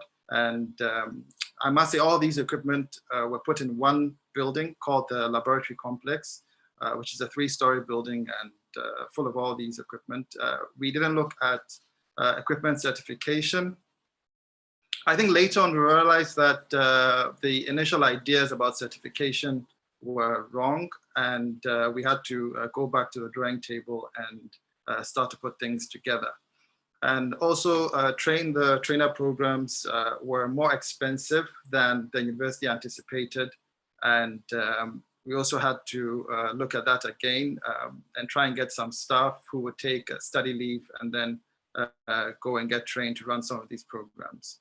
So the results at the end of 2018, that was the period where the feedback process was done, was very bad. There was no training done, absolutely no training done, after an investment of more than $3 million had been put into the university. So from a theoretical perspective, we realized that in terms of power, power was skewed towards RMU because we had the autonomy to dictate the pace at which we would develop these capacities. We were given the free will to develop our courses, to market our programs, to certify the programs and the facilities. And the Petroleum Commission, which had the mandate to ensure that this was being done after collaborating with the World Bank to get us the funding, they basically sat back and allowed the university to do this. The university was unable to do a lot of these things also because of the lack of resources and on some level also the lack of will to go forward. There was no responsibility assigned to certain departments initially to see to some of these things done. And it was all centralized, and this affected our outcome. The second partnership was or is with a company called Bernhard Schulte Ship Management, BSM. Bernhard Schulte is a German family-owned business. They basically manage and operate vessels all across the world. So in 2017, they set up a local company called Schulte Maritime Services in Ghana, and with their headquarters on our university campus. Now, the RMU signed a deal with Schulte Maritime Services for the following reasons. Obviously, as Jonas has said, we had resource constraints, and ideally have a training vessel, put our cadets on board the vessels and have them trained before they complete their courses, but we were not able to do that because of resource constraints. And our students also were facing difficulty in obtaining seagoing jobs. And so you'd have a student graduate and probably stay at home for another 2 years. By the time they're able to get onto a ship, they've lost a lot of the training that they received, because there's no way that you can keep on, going through drills and so on and so forth. And within the program itself, there was a lack of practical training, obviously not getting onto a ship, but also with simulator training. And I remember in the last 4 years, we've had a lot of difficulties with our simulators, and that is our bridge simulators, which navigators use for training, because equipment would get spoiled, would need maintenance, and then we wouldn't have the requisite knowledge or the people here to be able to maintain the equipment. But after signing this agreement with a BSM, the outcome is that the relationship is very strong. BSM is on campus, full visibility. They are involved in everything that we do with regards to training of students, right from curriculum development to their leadership training, confidence, and general knowledge. And because there's a physical presence on campus, it's difficult to ignore them as a partner to the university. So there's a clear win-win situation for both organizations. Up until now, we have over 400 RMU graduates on their vessels. And this is quite remarkable for a little country like Ghana. But just as illustrated by Flynn, the degree of power still favors Bernard Schulte, because they have the advantage of having the best recruits that they have trained get onto their vessels at the time that they want. They do the first selections and get the best people. And then the other shipping lines that also take in our students will get the rest of the students. As Jonas said, RMU is an attractive proposition because we are regional in nature. And when you're dealing with our university, you're dealing with 5 African countries and 5 groups of African students as well.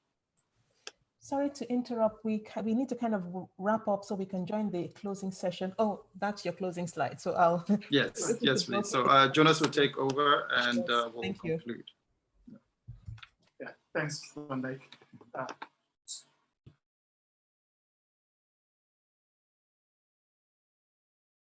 Muted.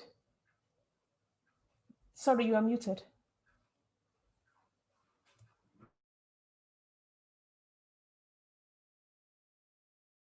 Okay, yeah, sorry. So if you look at these 2 examples or cases that we have presented, we could see we have some observations concerning the power issue. So the degree of power we explain as the autonomy that is given to the institution. Sometimes it's 50-50, sometimes it's skewed towards one of the institutions.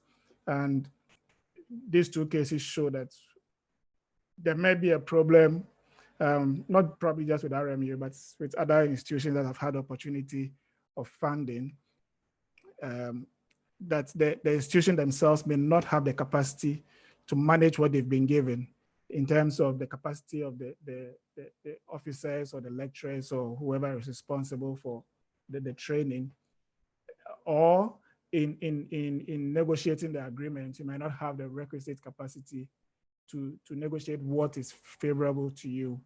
So what this shows is that when the industry partner was much more active in the partnership, we saw good results. But when it was left to the institution alone, then the results were quite abysmal.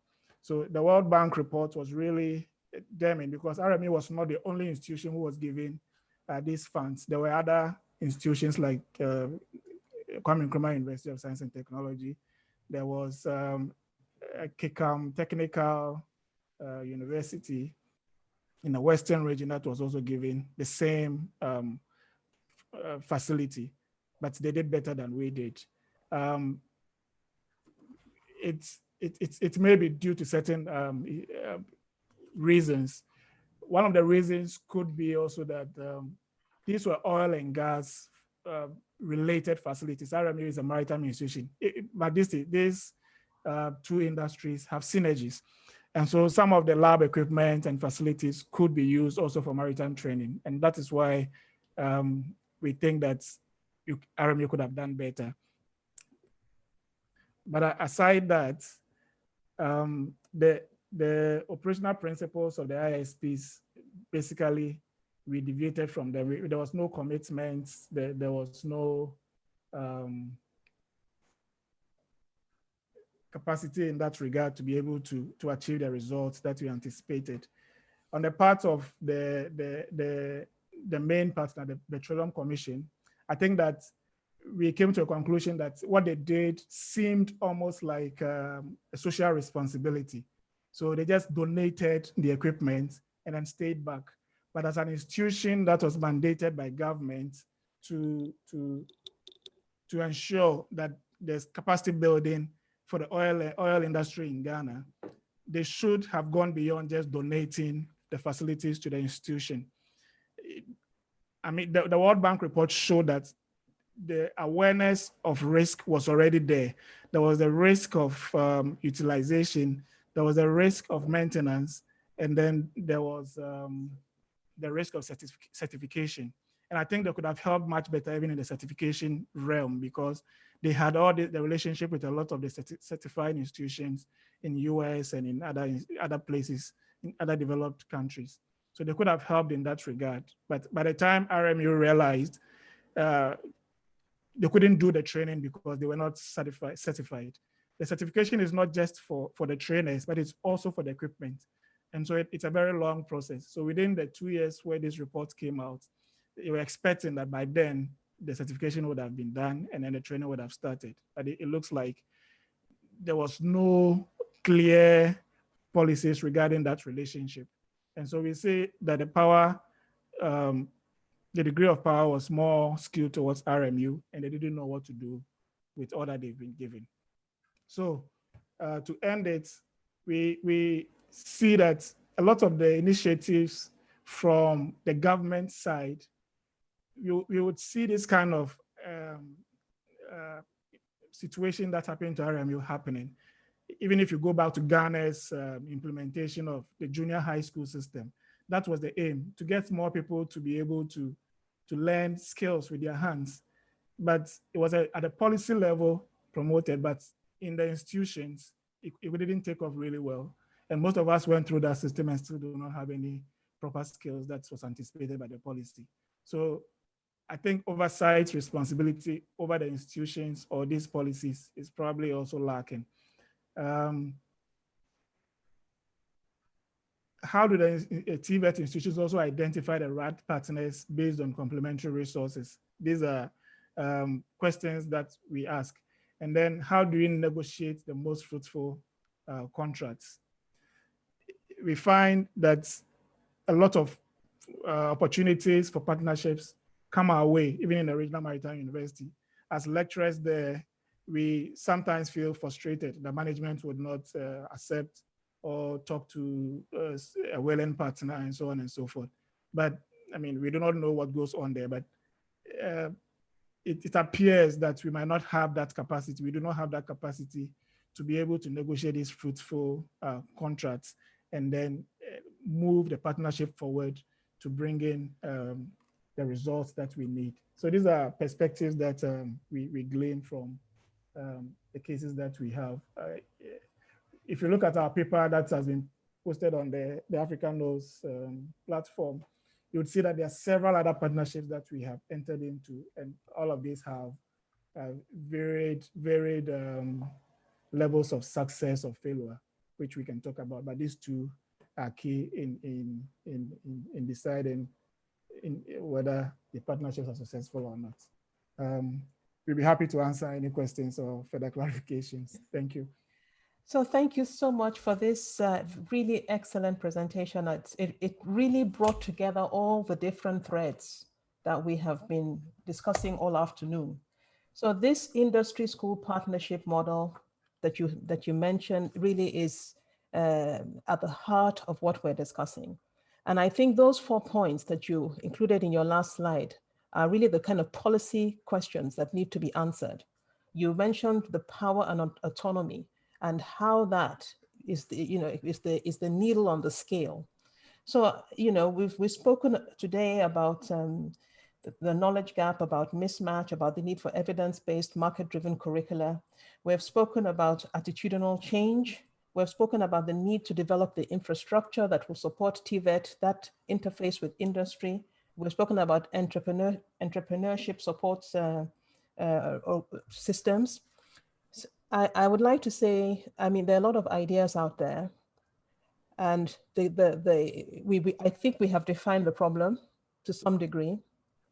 And it would be nice to have a couple of concrete recommendations. We cannot do it now, but some concrete recommendations, if you would be so kind as to, if you reflect on what we've discussed today and you have some actionable points, I would really encourage you to please send them in so we can put a list of actionable points or recommendations in the report that will be posted and sent to the conference organizers. We have run out of time, so I am going to have to keep this very short, but I would like to say a very, very big thank you to our excellent speakers today, starting with Abidemi Olatumboso, who is not here, but who sent in some very good questions, to Samir Safar and Armand, to Diana van der Stelt and her team, to Abiodun Odunuga, to Rotimi Olawale, who has had to leave, to Jonas Aria, George Van Dyke, Torben, to all of you, I'd like to say thank you for making this a meaningful discussion. I think we've all gained a lot, and I really am very sincerely grateful for your taking the time and trouble to make this contribution. Thank you very much. We shall be getting in touch with the report. You've shared the slides already, but all of this information will be available on the conference website. I would like to encourage you now to please join the plenary so we can wrap up this very excellent Africa Knows conference. Indeed, Africa does know. Now let's make it actionable. Have a good evening to everyone. Thank you so much. Good night. Thank you.